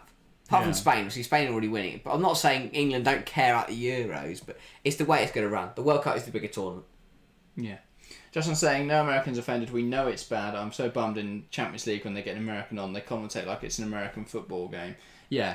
I mean, there's a reason that the CBS coverage is done by 4 Brits. No, 3. Oh, 3 Brits and a Frenchman. Oh, no. Can't have those Americans. Is she American? I think so. I think she definitely lives out there. I thought she was British. Might be wrong. She sounds British, I think. I don't watch it, so I can't remember. Yeah, The only clips I've seen is Michael Richards pissing himself. So that's about all that happens on there. But there's a reason it's not 4 Americans. Yeah. But also, I think as the game though becomes more of a thing, the problem at the moment for America is that the way football's being pushed out in America in the men's game is being pushed out with like the Premier League clubs. Yeah. So you'll see when the biggest attendances and the most hype around for American fans is when the Premier League clubs come over for pre-seasons, and the issue is that's not in the spirit of football. No. So you lose that football spirit, because football to its core is about community and about your local team. No disrespect to international fans. I think they have a very big part to play in the game, but football at its core is about the community, and the problem is the US don't have that. They're doing very well in the women's game because they developed that before the women's game was as big anywhere else. So they were very much pioneers in that, and that's why I think we're seeing so much authentic support for that in America. But the problem is, at the moment, America's being marketed football wrong. Football in America is being marketed wrong. Also, so that's the people problem. get frustrated. Take Man United. Man United are the biggest publicity thing out there in America. People then get so frustrated when we're seeing so many tickets at Old Trafford taking up by international fans, because that's the problem. You take that community aspect, and because United are good at it, they're the biggest promoters in Asia, biggest promoters in America. I mean, obviously it's close behind Chelsea now. It's part of a bigger debate at the moment, which we probably shouldn't get into on this stream. But obviously there's a big talk about the Premier League moving games into America, and that's created a big conversation. But anyway. Hathaway saying USWNT broadcast here combine a Brit with a former 99 player. Fowdy, it's a great combo. Fair enough. Yeah, good balance is good. Good balance is good. I quite like, they had Dempsey. Clint Dempsey was on the... Yeah, I like Clint Dempsey. He was on CBS. Yeah, but he's played a lot in Europe. Yeah. So it's not like he's an American who's just played in America. He has played a lot in Europe. I don't know whether... I can't work out whether... Because... Sometimes, because when you have sometimes it just feels very unprofessional when Americans do commentary and stuff. Like, it does feel very bit amateur, really, when you hear the MLS commentary. Yeah, but I think then in a lot of cases because they're just trying to hype up the game as much as possible. Everything's incredible. Everything's that's exactly what it is. They're announcers. Like it's baseball, they don't commentate. They announce it. They announce what's happening, which is why everything's in a ridiculously loud and proud voice, because they're announcing it. They're announcing what's happening, rather than just talking about it. But yeah. Anyway, we've gone into quite a tangent in this stream, but I don't mind it. I do like tangents. We've only got 3 minutes until the second America. half. They're brilliant. Let's talk this game. Australia going into the second half. How do they turn this around? How do they actually go and attack America? I think at the moment, keep doing what you're doing. Sometimes defending for Australia is going to keep me in this game, and then with 15-20 minutes to go and get a goal, because goal difference is also massive here. If they are to lose, only lose by 1. So play the way you're playing, soak up the pressure again. But once you hit 70, 75, get the subs on, go for the game, go for a goal, and if you get a goal, then suddenly put 11 players on the goal line. So that's the plan. I think you have to absorb the pressure as much as possible, and then as the game goes on, as you get deeper into the game, then start to hit the USA hard. Yeah, well, the American players, USA players, making their way out onto the field. Justin saying, that's it, too much hype in every moment. Yeah, I mean, obviously I haven't seen many American broadcasts, but the clips you see are always of them loving Lionel Messi. I saw someone the other day say that Messi was actually a negative for US sport, because I thought it was quite interesting, like US football or soccer, because basically it just created a more international, people were more interested in the international side of it. So yeah, it's an interesting one. USA ready to go then. I feel the US will be better placed if they develop like they did the J League. Gustafsson's still going with the referee, by the way. Him and Lutzex, yeah. He is not happy. He's not making 90 minutes. Oh, he's apologising, to be fair. Fair enough. Okay. He's just explaining his side of it, I imagine. He wasn't frustrated at the ref. He was frustrated at the fact that the ref had to listen to a massive headset on an iPod. It's the top. It's the top level of the game. You can't be having that. But yeah, he looks like he's settled down. His headset's still working. But yeah, a big 45 coming up for Australia and their Olympic campaign. USA ready to go. Not quite sure where Australia are, because Gustafsson's here. There's a change for the US as well. That's is it Niceberger? I forget her name. Nice Wonga, that's it. Gemma Nice Wonga. Plays for Gotham. Hell of a name. Is a left back, so you would imagine that's either a position change for Dan or a substitution for Dan. either could work. And Germany, early in the second half, have found a second goal. Zambia 0, Germany 2. So, for all intents and purposes, Germany are through now. And even if Zambia were to find 3 goals, Germany should still be fine because of goal difference. So, Germany through pretty much. Zambia with a long way back anyway. Australia are back, so we can get this game back underway. Just a goal. Australia just need a goal. It sounds so simple, but yeah, it is such a difficult task against such a good team. Yeah, indeed. So yeah, no, doesn't look like any changes for Australia, but a change for the US then. We're interested to see how they look tactically in a second. That is a change for Australia. Yeah. Is that Wheeler? I think so. Yeah, it is. Yeah. So a change each then. I'm surprised to not see more. Is that Gory? No, I can't. You can't bring up. Go in a game like no. That is Cooney Cross. I think. Yeah, Cooney Cross is 8. That's So Wheeler on for Cooney Cross. Either way, it's a big call, isn't it? Yeah. And nice one coming in at left back. I think that is for Dunn. Yeah, for Dunn. Straight swap. Still Dunn. Fair enough. But that is quite interesting. That's much more defensive then, because Dunn's been pretty much playing as a left winger. Yeah, it's a bizarre. Nice one. Don't know why they've gone more defensive. And anyway, we're underway in this second half. Australia get us going.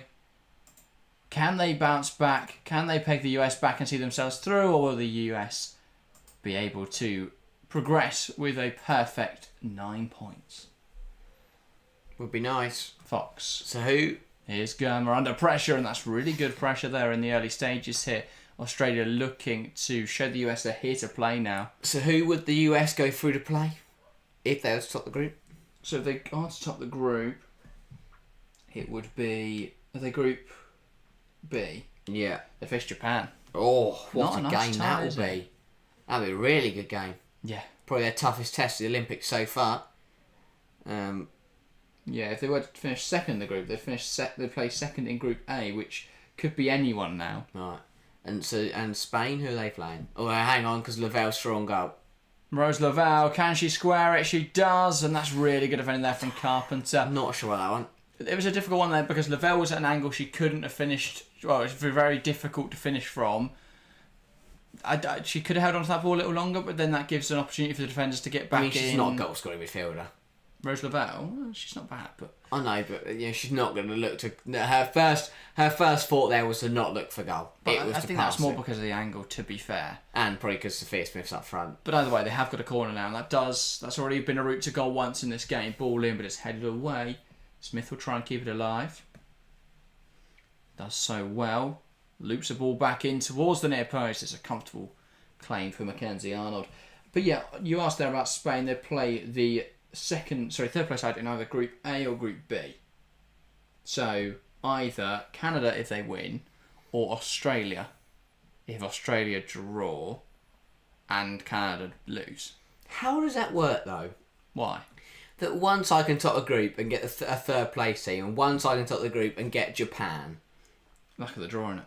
Shock. But if they face Australia or Japan on paper is a very similar match. A similar difficulty match. And if they face Canada and Japan on paper is very difficult. I suppose, yeah. I'd argue Japan are slightly better, but it's you've got to find a way of doing it. It's the same in the men's Euros because they've got a weird number of teams. I mean, I'd just open up the Olympics and have 4 more teams. Get England in there. Get Britain in there, sorry. Yeah, you'd have Britain, you'd have... I think you didn't go from... I think of World Cup teams who aren't there now. You'd have Netherlands, there'd be a European too. And then... Presumably, I don't think you'd have another Europe, would you? You'd do you try and do another South American and then a African side. Yeah. Presumably. Ball in towards the near post. It's going to be dealt with though by Australia, who try and clear it away. It's going to drop now for Lavelle. Fox with a chance to put it into the box. Lavelle. Fox. Now Gurma. But there is a goal in Zambia, Germany. Barbara Banda has pegged one back for Zambia. They've got a very little chance of going through now, but that is an encouraging sum. Hat off to Zambia. They've been given a very difficult group, and they've given every single game a very good go. I mean, they should have beat Australia from 5-2 up. That's on them. But overall, they've been solid. I said Australia versus Spain would be a very interesting game. Welcome to the stream, by the way. Our smiley face. Love the smiley face. But yeah, I think it would be. I feel intrigued. I feel that Australia just lose so much without Kerr. I think they'd have beaten Germany with Sam Kerr. I honestly do. I don't think Germany were very good in that game. In defensive areas. Attacking areas, they've been really strong. I think Eula Brand has been really, really good. But in particular. But I don't think Germany are incredibly strong right now. Yeah. And I think Australia would have won that if they had Sam Kerr. They've just lacked firepower at the tournament, and they had to go for the draw today because they're only on 3 points. Yeah. But here's Rodman. Back now to Fox, Neo, and they haven't conceded from what I would consider open play. There's a corner though, the goal. In this game, yeah. For the first one against Germany was, yeah. Oh yeah, I meant just in this game, but because they set up for a draw today. Yeah. Very narrow, very compact, very defensive. They're playing a 5-3-2. It looks a little bit more open. They've definitely played a bit more on the front foot in this half. They've been forced to, really, by the US scoring that goal. But yeah, I think if Australia can get through, that would be an interesting game against Spain. I think if Canada can get through, that would be interesting because obviously Canada have got their tails up at the minute. That's been blocked. Rodman tries to get the rebound cleared away in there by Gore. The reigning gold medalists have got a point to prove. And people to beat, so yeah, and obviously that the fact that they are reigning gold medalists, so they want to win it anyway. You want to defend your title and your honour, but the fact that they've also got their tails up over this whole points deduction drone scandal, and I'm guessing a coach has gone in there, by the way, in the managerial role because you've lost the manager and the assistant. It's like I think his name's Jamie McCarthy, just some bloke. He's like that. That's why he didn't get involved in any of that because he knew it went to complete rubbish. Like it has, he's in the hot seat. No, it was some bloke. It's Andy Spence this week. Didn't they run a go? No, every game. It was Andy Spence against New Zealand. To be fair, wayward shot there. I thought it was some McCarthy bloke, Gavin McCarthy. I don't know where I've got that name from though. If anyone has any idea who that is, let me know. But yeah, it's Andy Spence. He is Canadian. That's good. So it wasn't a wayward shot, actually. It was deflected over. So corner for the USA. It's quite interesting Priestman banned because from what the most reports said, she wasn't involved. But I guess because it's part of her coaching style. It must have gone through. Well, she'd have seen it at some point, wouldn't she? And she hasn't reported it herself. There's no way her assistant and her data analyst could have snuck drones up into the air without her knowing. Well, no, I think they did that part without knowing necessarily, but she would have seen the data, and she then had a responsibility to not use that data. Gurma takes aim, and it goes wide. Yeah, not bad over there from Gurma. Looked like it was saved, but I think it did just go wide on its own. It's a decent effort, to be fair. Unlucky it doesn't find the back of the net. Yeah. And that would have been game set match. I've been really impressed with what I've seen from Gurma whenever I've watched her. Yeah. I think if Chelsea are looking at a long-term replacement for Millie Bright, I'm not sure how doable that is as a transfer, but Gurma would be the top of my shortlist right now. Yeah. Only because Wendy Renard is 36. Maybe older than that. How old is Gurma? 25? I was under the impression she was pretty old, but yeah, I might be wrong. I'll say she's 25, might be wrong. 24. Oh, wow. Forward plays out wide. Here's Hayley Rasso. Chance to shoot. Gets it away. She didn't drive enough power through that. No, it felt... She got a little bit of curl on it, but it felt too much like a toe punt. Yeah. Yeah, just didn't get enough behind it. Needed to do more with that. Did Hayley Rasso. Better footle from the Aussies. Am I right in thinking, by the way, Hayley Rasso is still without a club? I thought she signed for Juventus. Did she not? Not going to There's so many rumours. She's rumoured at Juventus, rumoured to go to PSG because they've been on a brilliant summer. I thought that's where she'd gone. I mean, how is a player like her at the moment without a club? Yeah. That shocks me. I'd pick her up straight away if I was any side. If you're... Okay, but surely though, if you're Man United or Liverpool and you're feeling a bit cheeky, do you say to Larasso, come on, if no one wants you, we'll take you. You can lead us to the next step. What, United or Liverpool? Especially with I think United. United would have a good chance. Not sure what United are doing. To be fair, they don't need wingers. It's the one position they probably don't need. Yeah.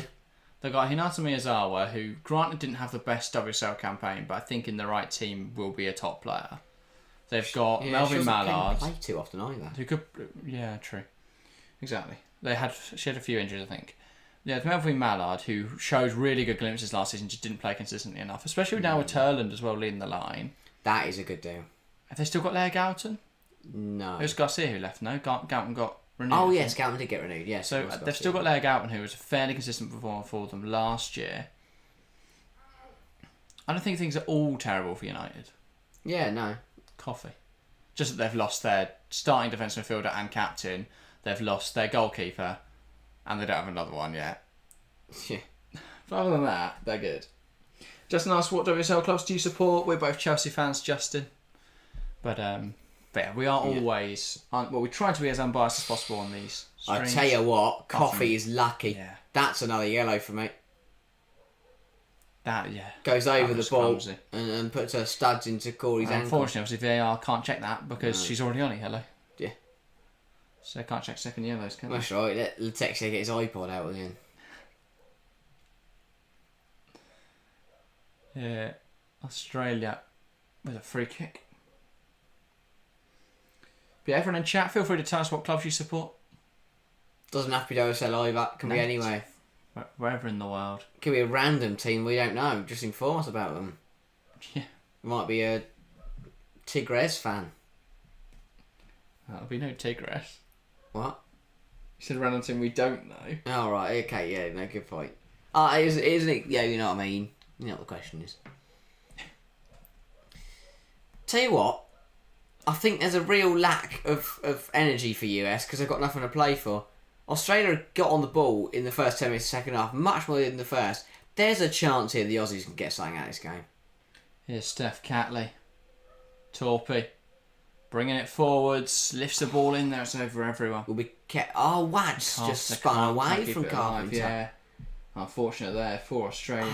Was this the right ball from Torpy? Potentially. Problem is, Raso found like the same run. Still time though for the Aussies. Plenty of time for the Aussies. Yeah, they're one right pass, one right decision away from being. Maybe they're a double change away because two new players are entering the field. That's Heyman and Van Egmond. Yes, I think so. Good defending from Hunt coming across. Arnold dinks it out to Carpenter. Carpenter brings it down, put under pressure by Smith, who has hit the deck. Coffee under pressure loses it, and that's a soft one, Letexia. You know that's a soft one, Letexia. That's a good tackle from Gory. I don't think there's much wrong with that. He's Gustafsson jumping up and down again. Let's have a look here. Oh no, she takes the ball. She takes the ball out. That's not a good decision. Says Germany have scored again. I haven't seen anything about that yet on FootMob. But that would be pretty much game over. I think it's game over anyway, to be fair. But yeah, 2-1 in that game at the moment. And there we go. There is the third goal. Felt just a little bit behind. Germa. So 3-1 Germany. Fox. Now Germa.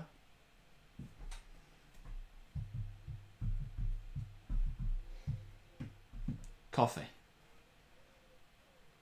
Finds Lavelle. Lavelle tries to flick it through to Rodman. Rodman gets there against Torpy. That's clumsy from Torpy. No.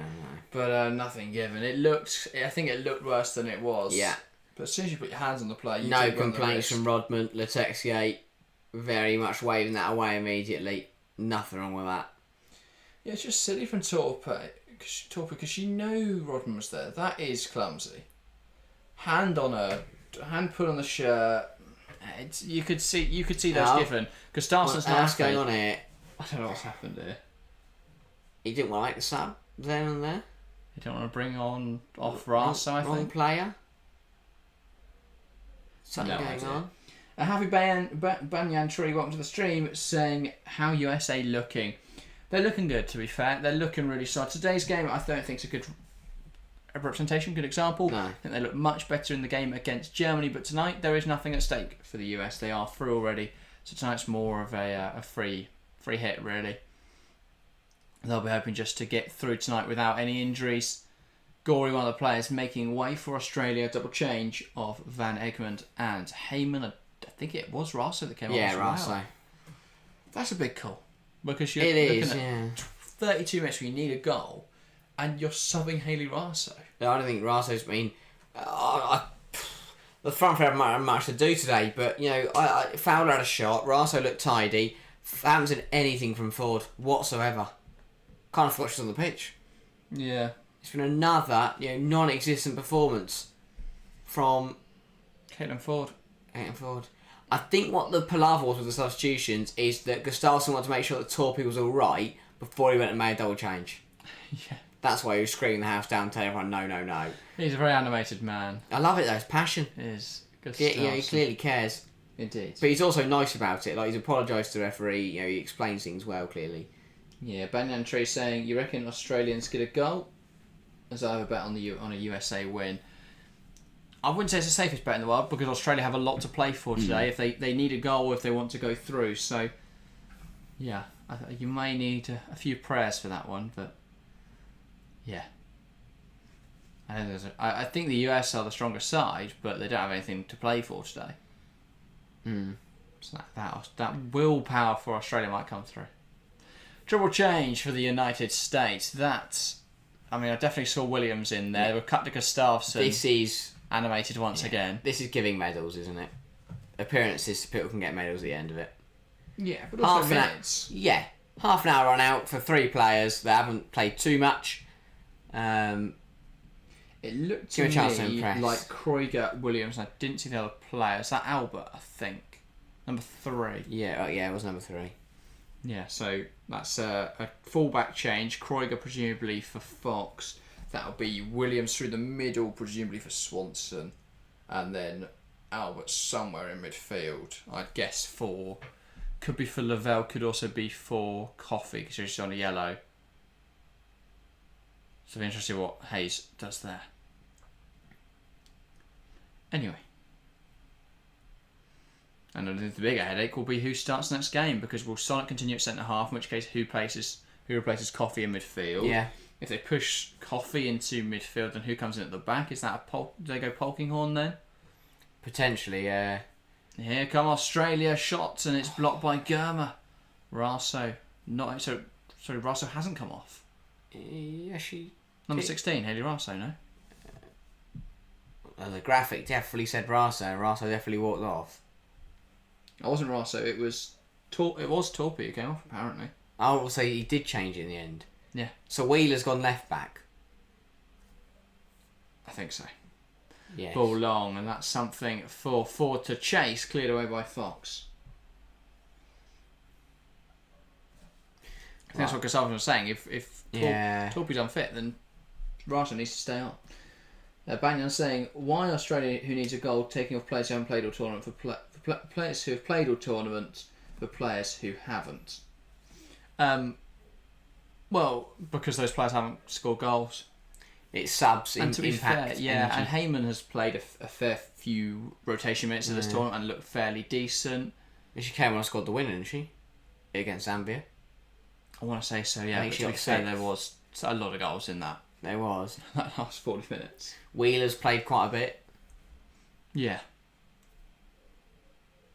They were having fresh legs and come on, and against the tiring US defence, caused some issue. Obviously now US are responding with changes of their own.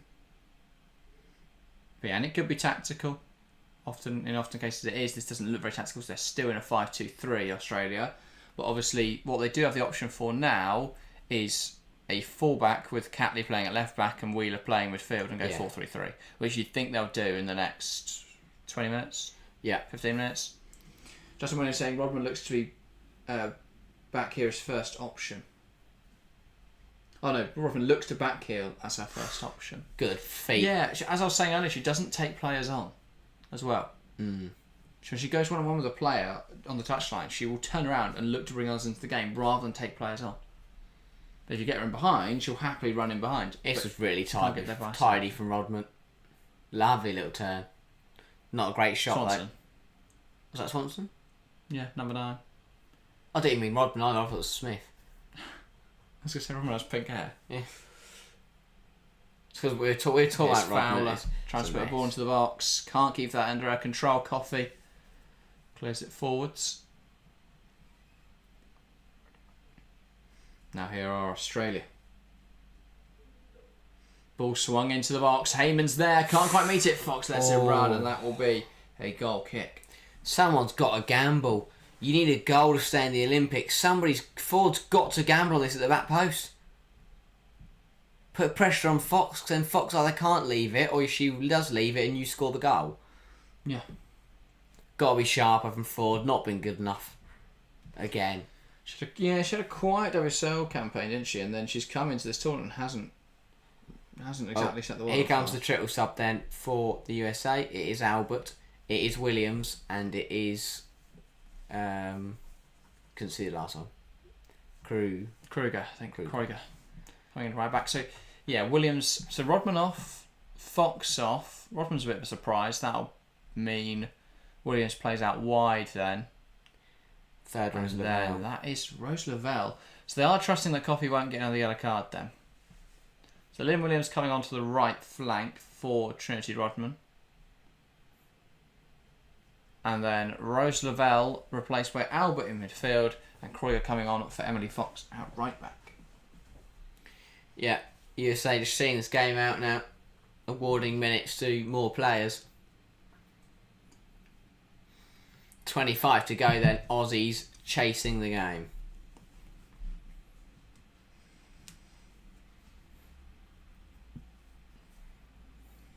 Swanson tries to turn but can't. Here's Fowler.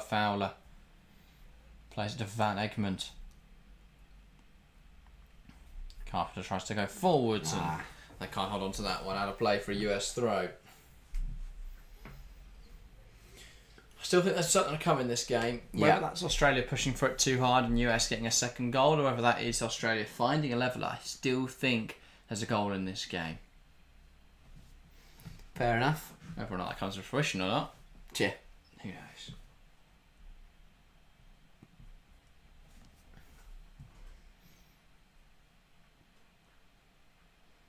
Well played out from America. Here's Albert.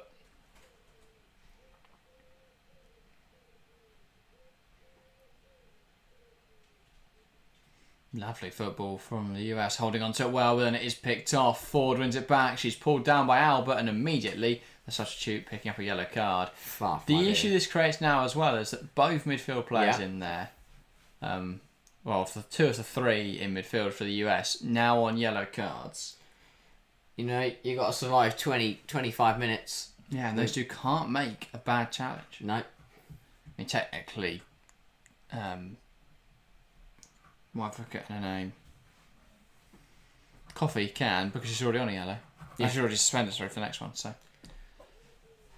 It would just be that they'd have to play the rest of this game without her.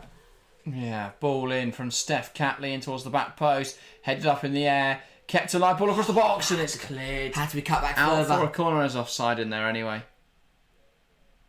An offside shout in there, and the US not happy. Sonnet not happy about that lack of organisation. But yeah, she was offside, just about in there. Let off for the USA. This is going to get more and more interesting, though. Yeah, Alyssa Naya now with this goal kick. Well, free kick technically. Sends it forwards. And the header won, but it's going to fall for Albert, who just lifts it down the line. Swanson holds it up well. Ball inside to Lindsay Horan. Horan holds onto it well. Albert. Sorry, nice Wonga. And the US trying Australia to make something happen. Have done a really good job of keeping themselves in this game. Sonnet. Here's Horan.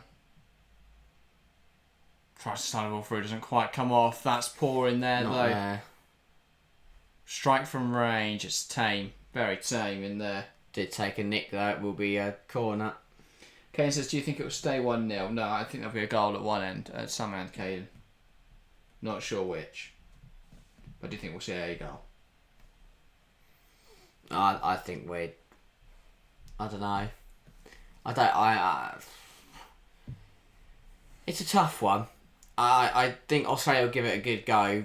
I don't think they're going to get back in it. US, they're not really... They're kind of taking their foot off the gas a bit. Yeah. Yeah, but I think the Aussies could get a goal. Or if the Aussies push too hard, I think there will be a chance for the USA to find a goal. Corner now. Ball in towards the goalkeeper, headed away by Carpenter. Sorry, by Kennedy. Ball out now with the US for this throw. Caden does think it will stay 1-0. Fair enough. Fair enough, Caden.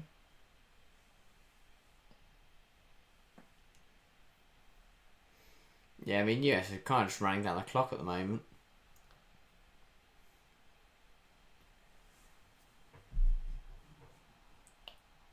Naomi Gama.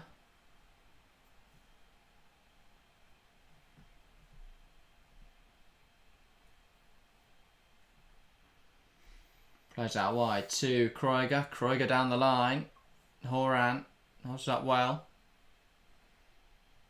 Now Albert. Nice shimmy in there as she shifts it back to Naomi Gama. 20 to go. Still plenty of time for anything to happen. Kreuger. Here's Williams down the line. Tries to find Horan. That's dealt with well.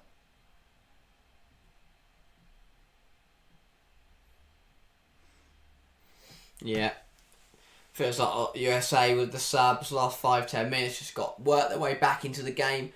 Australia had a decent flurry, but it definitely feels like USA are back on top. Well, the US trying to make a move out down the right hand side. Slightly overhit pass though, and Kreuger couldn't quite get there.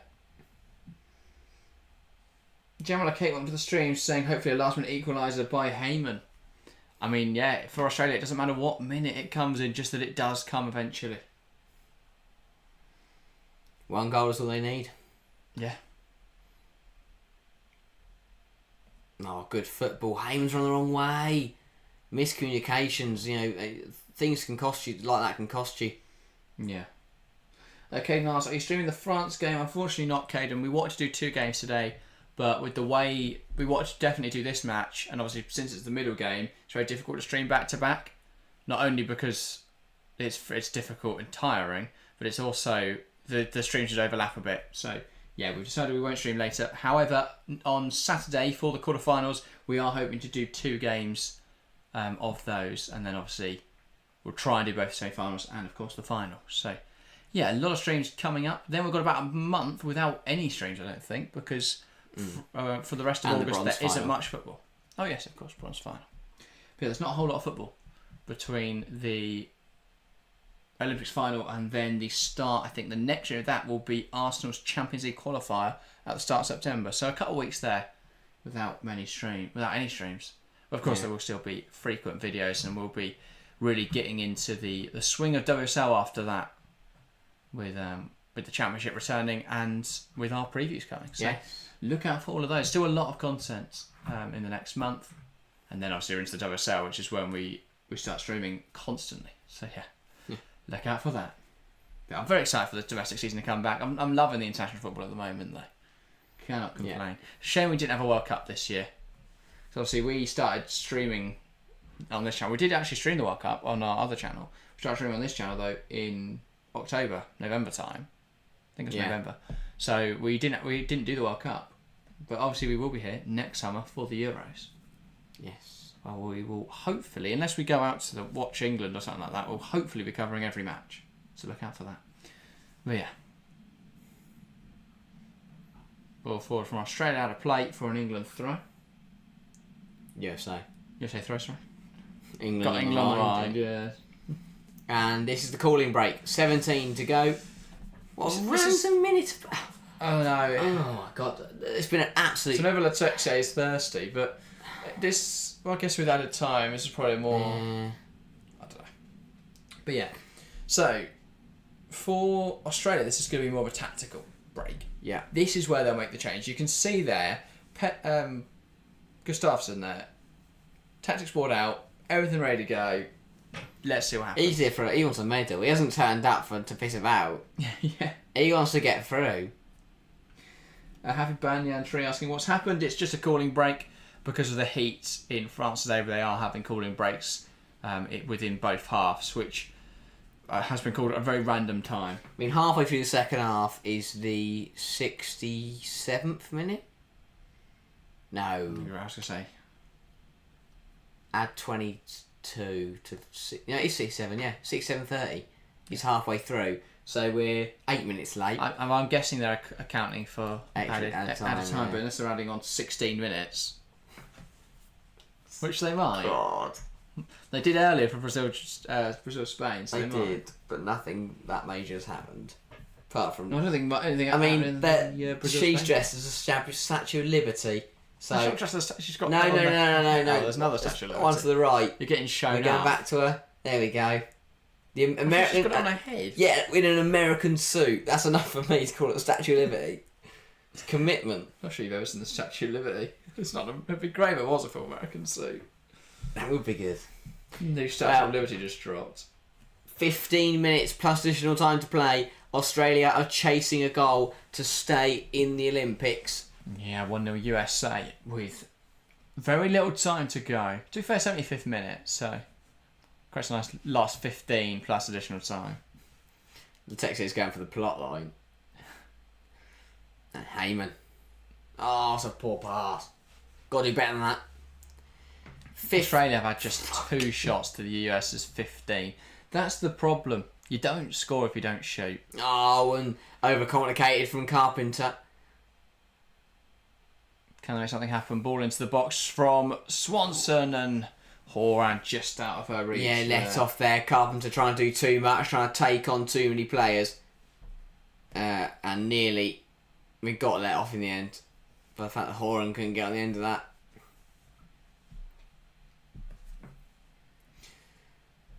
Still time for anything to happen in this game. Obviously, Australia still stand a chance with a loss. But it's much more difficult. Yeah. That's not a great pass from Wheeler. Shot from range and what an effort! What an effort from Horan! Was it Horan? Was it Albert? I think it was Albert. The camera cut to Horan, but it is Albert striking there. Hayes can't believe it, but that sinks the Australian dream. Australia 0, America 2, USA rejoice. What an effort. Really? It was a poor clearance. It fell to Albert. She took a touch, opened up her body, and fired one into the upright. That's her into the top corner there. Oh, a touch from Mackenzie Arnold. Not enough to deter it from falling to the back of the net. Fantastic strike from Albert. I mean, that is a knife in the Australian hearts. No worse feeling when you're chasing a game, you're only a goal down, you think you've got a chance, and then the opposition pick it up from 20 yards and put it top corner. Yeah, you would think that is game, set, match now. And realistically, Australia's Olympic hopes are completely out of their hands now. It rests on Canada and rests on Colombia. And every Tillies fan is going to be putting on a Colombian shirt tonight, I feel. I'm hoping that Caicedo and co can get a result there. Yeah. Justin says, thought it was Horan at first too, textbook. Yeah, that did have Lindsay Horan written all over it, but yeah. She scored yet at the Olympics? Horan? I don't remember. Did she score in the opener? There were 4 goals. No, she hasn't scored yet. Wow. Surprising. Her last goal for the US came back in April. She didn't score in any of the friendlies, pre-tournament friendlies either. But yeah, she did score in the She Believes Cup in April. Good on her. Good pressure from Australia, kept in as well by Raso. There's a chance. Haley Raso draws it across. It's blocked. Strike blocked again by Kreuger. What an interception. Van Egmond to Carpenter. Australia going, throwing caution to the wind at this late hour. Why did Ford leave that? There was no one behind her. It's still alive. Van Egmond. Carpenter, who just about strays into an onside position. Apparently, that's shocking for the lino. What's he waiting for? A bus? Maybe. FIFA really cheaping out on what's it called? Transport. Yeah. That's fantastic. Great interception. I do worry slightly for the US. And a change now. Bethune on up front. And that's the end of Mallory Swanson's. I do worry slightly for the US. When they've been tested defensively, they haven't looked convincing. No. And against a higher opposition, if it is a Spain or a France or a Japan or a Canada, I do worry that they could be in a bit of trouble. Equally, they are valid concerns. Smith, Swanson and Rodman could just score 4 and it wouldn't matter what happens. Unless Bonmati, Puteas, Paraluelo, Caldente, Castillo, Williams. Gallardo. Not great. Yeah, not a great boy. Yeah, unless they score 7. That is very true. So I do think there are some valid concerns about the US defence, but they are a good team. Yeah. And the fact is, they have only conceded 2 goals. And at this point, they're chasing the game. They're bought on, so this isn't their strongest back line either. Yeah, we question their defence. They've conceded 2 goals, 1 goal this tournament. That was a worldie from Gwyn. 2 goals, wasn't it? Zambia scored as well, didn't they? No, that's what I thought. I just looked and they didn't. To be fair, they did get rid after 30 minutes. I thought the game was 4-1. No. Shame. So yeah, 1 goal in 3 games, and that was to Germany, which is obviously the strongest opposition. Zambia have had a great tournament though. They've had fun. 3-0, 6-5, 3-1. Yeah, they lost every game, but if you win all 3 of those, it's an absolute perler of a tournament. they should have beaten Australia. Yeah.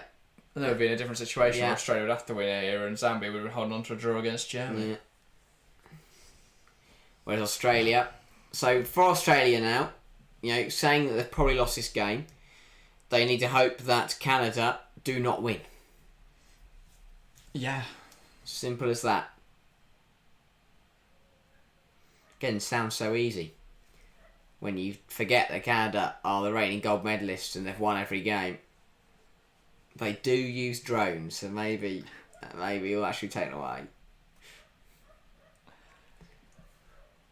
Yeah, I initially thought the 6 point punishment was a bit harsh. The bit I don't get, I don't want to keep talking about it, I but still do, to be fair. how has no one noticed it before? Training, there was a drone out there. Yeah. Surely they've done it for years. Surely someone would have noticed. Smith, goal. Cuts inside. How is that not in? How is it not in? It's hit both posts. It hits both posts and bounces out. I predicted it was going in, that's right. I don't know why. The camera operators are annoying me in this game because that wasn't Albert that had that shot. I was deflected. Hit one post, bounced on the line, hit the other post, bounced on the line. Williams couldn't react. Arnold claims it. That's not happening. Deflected onto the post, hit the other post. It's incredible. God, I could lose in a second. I want to know, what are the chances of that happening? Like in a game of football? I don't know if Optra got data on that one. No better 365 odds? I don't think so. Ball to hit both posts in one shot. Deflect onto one post. Yeah. Bounce on the line, pick off the other post, bounce on the line. How much money could you bet on hitting Kennedy? Smith with a shot that it's Kennedy's shoulder, that it's left post, right post, then claimed. Yeah, $1 million on a £1 bet. Anyway, Kreuger trying to get out here. Ball long, and that will give Smith something to chase here. She's not managed to get that under her control. She has then won it back off of Hunt, and she'll get away from Hunt here. Cuts it back, and it's missed. Yeah, it weren't good. Nobody can get that. Smith, an incredible footballer. Oh, he is. Nice Wonga. It's a bit messy. It's still pinging around. Williams. Coffee. Back. Now to Gower. Good display from the USA, saying that they had nothing to play for going into this game. It's not been easy. Yeah. Australia have fought really, really hard. But the US, I mean, still 7 minutes to go, plus what we expect to be a pretty strong additional time.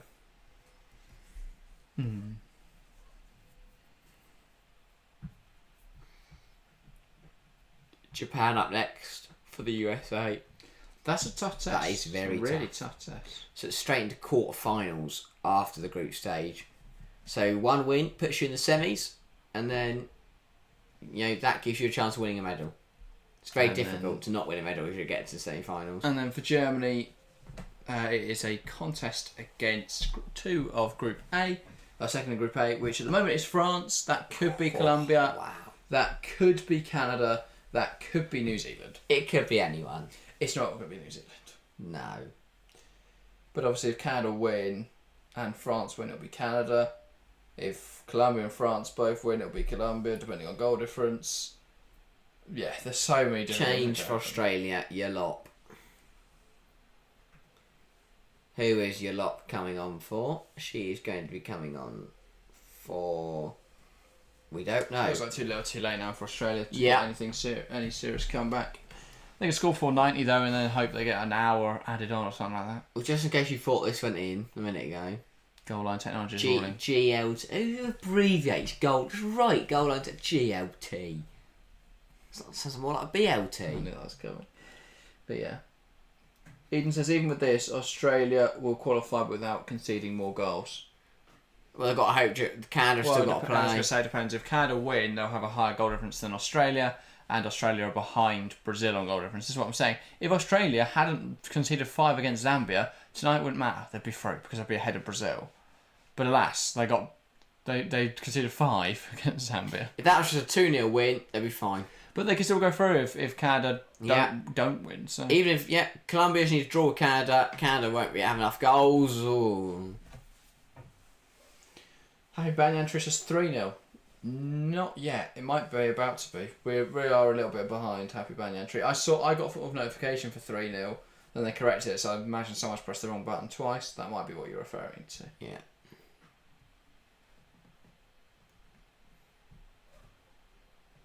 But yeah.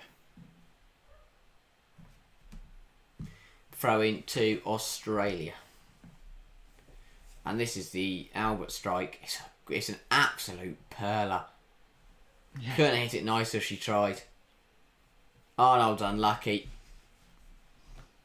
Gets a hand to it. Good strike though. This is good football from Australia. And they've lost it.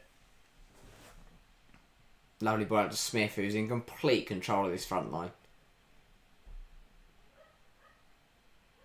Smith plays it across. Lynn Williams took too long there to get the shot away. Still fighting for it. Goes off the field. Not quite sure how she hasn't scored there. No. Should have just taken that shot first time. Yeah. Bang. And even so, should have been. It just got away from her there. She doesn't look comfortable with the thing on her leg. I can imagine playing with whole leg taped up. I'm not sure why she is. I'm guessing Aussie's injury related. I think it's like a good luck thing, I think. I don't know. Australia coming forward here. Caitlin Ford looking to take on Kreuger. Cuts inside, head away by Germer. Horan clears. Sophia Smith bursting away from Ellie Carpenter here. Carpenter does well actually to stick with her. Thought Smith would blast past her. She will now try and get shot away, but it's blocked by Hunt. No one knows that. Drops in there, everyone just jumping around the No ball. one's dealing with it for Australia. Finally they get it out. Williams stops that clearance. Ford switches the play. Van Egmond. I imagine we're going to get a healthy serving of added time. I'll go 8. 12. Ball in.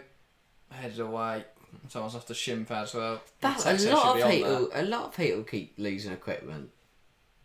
Wriggling through traffic here. Finds Kennedy in a high area. Gone up front now. If she couldn't get there, it's a corner. Oh, she left it actually. Well, if this goes in and there's a lot of added time, there's a chance. Oh yeah, exactly.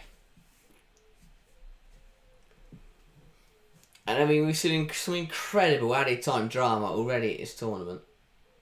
So there's plenty of time for Australia. Maybe it would take something. Ball in to be put in then by Mary Fowler. Plenty of options in there. Got to find one. Got a lot of yellow shirts buzzing around the back post. Fowler whips it in. No, that's not quite worked out, and US look to counter, but Australia will try and keep it alive. Here's Fowler out wide. Ball in, headed on, just past the far post. Close though, from Australia. Another decent opportunity. I feel like someone else has got to flick this on afterwards. Just need one more in there. Yeah. Not a bad flick on from Catley though. Neo was scurrying. Another good opportunity for the Aussies. Just not their day, you feel. Yeah, it's 90 minutes in Zambia, Germany, so they will have their additional time period. I'll go 11. I haven't watched the game, but I'll take a punt. Yeah, I don't know. Sent long by Carpenter. Not headed. Kruger deals with it. Pull forward from Niswonger. Cut out in there. Here come Australia.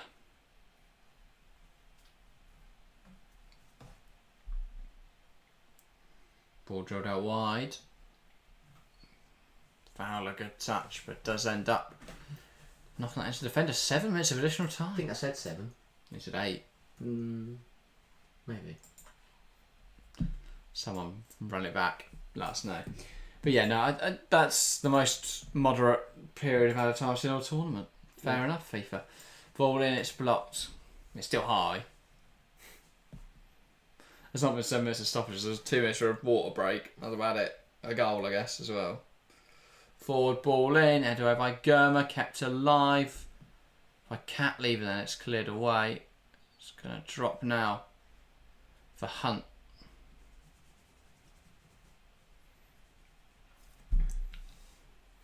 Not a bad ball from Catley. Headed down by Heyman. Chance for... There's a goal! Kearney scores. 6 minutes to play here. Australia need to get the ball back, and that's what they're doing. But there is time in this game. Ooh. There is time in this game. Things just got very interesting. They definitely did. Good ball in from Ford. It created confusion. Drop for Kennedy, who scores well. Typical centre-half finish, that. Literally just poking it through the legs. Good She for the didn't knee. overcomplicate. She just stuck it in the back of the net. Didn't. And a chance now. Well, this is now very interesting. 6 to go. Australia need a goal. Lynn Williams. Got to throw everything at it now, surely. Coffee. Kitchen sink goes now. Out the window. Gustavsson's had it all. Here's Alassania. And that's out for an Australian throw. Catley waiting for an Gustavsson's there on a push on. Gives it to Caitlin Ford. Ford gets it under her control. Good from She'll Ford. take it down the line. That's good defending in there though from Albert. She'll knock it out of play for a throw. Australian subs turning into ball girls. Yeah. Wanting to keep this game alive. Wanting to Ball get the ball into the back post! Oh, just wide. How is that not in for Australia? Kennedy! Just couldn't quite meet it. Oh my days. She focused too much on obviously getting the right direction with the contact. She didn't even make the contact. You know, that's so close. That's so close for Kennedy. Was inches away. 4-1 Germany as well, but from Olympic quarterfinals. Guaranteed Olympic quarterfinals. still alive here are Australia. Oh my Forward, word. flicked on well. Germa manages to win it. I don't think they'll get a better chance than that. Lynn Williams down the line. Here's Smith. Can she put to bed any chance of an Australia comeback? Justin Williams asks, why 7 minutes seems like a lot? To be fair, it's more accurate timekeeping is what FIFA call it. What they wanted to do was make games 100 minutes. So basically, they're now implementing long additional time, so they get their 100-minute games without saying we've made games 100 minutes. Yeah. But the ref stops the clock at every interval. Which is why we saw 10 minutes in the first half, 7 minutes in the second half. We saw 16 minutes earlier in Spain, Brazil. As far as I was aware, they didn't turn the lights off in the stadium for 15 minutes or something. So yeah, it's just a FIFA thing. We had it at the Men's World Cup in Qatar. It's to try and cut down on time wasting, and obviously to make games longer. Because there was a study that found that I think the ball was only in play for 50 minutes on average in a Premier League game. Or something like that. Obviously in a 90-minute match, that's quite low. Australia have got to go. 3 minutes, they've got to go. They're not going. Why are they not going anywhere? Now they will move.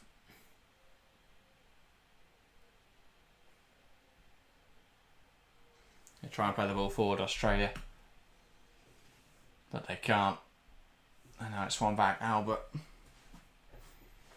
Kennedy was so close. Could have been a centre-half's double. Oh, that's nice. It's a poor decision that looked like it came from a US player there.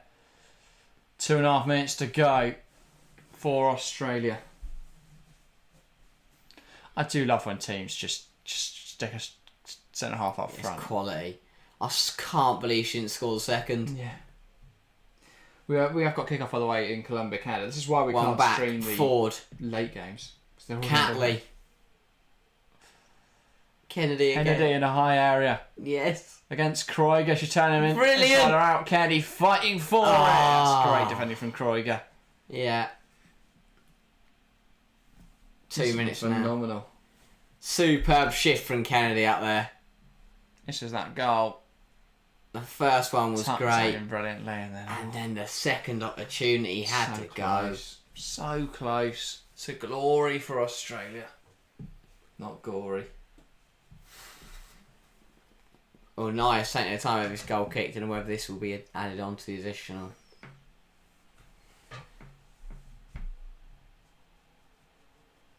Good interception. In front of forward. Forward now. Can't straight randomly. They've got to keep things moving. Gives it to Catley. Hunt. Not this casually. Carpenter now.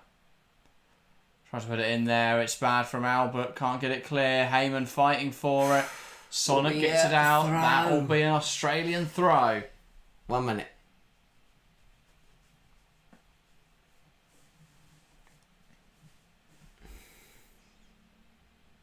It's going to be a long throw from Ellie Carpenter.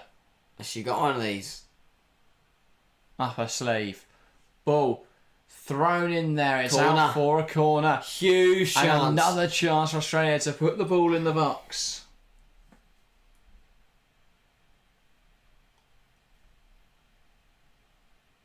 And up goes the goalkeeper, Mackenzie Arnold. Here we go. Is there a poetic moment here for Australia? Is there a last gasp equaliser to see them progress in the Olympics to the quarter-final stage?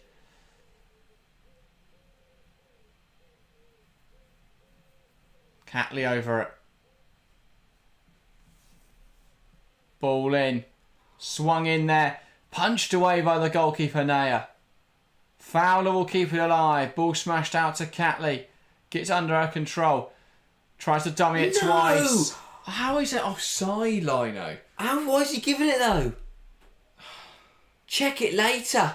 Bizarre, this Lino. He's been... That's the second time now he's made a crap decision that he didn't need to. No. Just let him play. She's Was she so off? far on. How's he seen that? He can't He see that though. Can't criticise too harshly. But that is it. Australia will have to rely on Canada losing or drawing with Colombia. But the US will have to rely on no such luck because they are through top of the group with 9 points from a possible 9. 9 goals scored, 2 conceded, 7 goal difference. Great group stage from the US. You couldn't ask for any better. Phenomenal from Emma Hayes and her USA side. they will progress. To face Japan. Yeah, and to face Japan, very tough game. Australia, 2 o'clock on Saturday. We'll be streaming it. They will be. They look gutted, but they can be chuffed. And there's still hope. They can still hope. Kennedy, mere inches away from completing a double and turning the game on its head. Huge chance. But yeah, good performance from the USA. Still a lot to happen for Australia. Yeah. We'll find out in a couple of hours' time whether we'll see them on Saturday. Very true. That's going to be interesting. But yes, on Saturday, the quarter-final stage, we'll be covering 2 games. We haven't decided which yet, but I reckon it'll be Japan, US, and then either the 6 o'clock or the 8 o'clock British time. So yeah, look out for that. But yeah, in the meantime, we did release a video today, so if you are interested in the WSL, we spoke about Daphne Van Domselaar joining Arsenal. So go and check that out if you haven't already. But yeah, anyway, as I say, we are back on Saturday with the quarterfinals. Semi-finals next Wednesday, and then the final the following Saturday. So yeah, loads of streams coming up over this Olympics. Player of the match, Harry, who are you giving it to? Oh, I am going to give mine to... That's a tough one, you know. I'm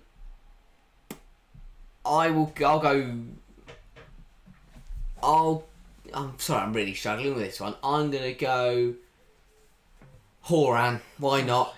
Absolutely stolen one. Yeah, really good. Honourable mention to Mackenzie Arnold. She was brilliant Australian net. But yeah, a really tough game, really tight game. A lot of players in consideration for that. Yeah, I'm going to go Trinity Rodman. Only played 65 minutes, but again, was explosive when she got in behind, took a goal well. And yeah, I think she's a very, very good player. Proved that today. Very much so. But yes, as I say, we're back on Saturday. In the meantime, go check out today's video. Other than that, thank you guys very, very much for watching. And we'll see you next time.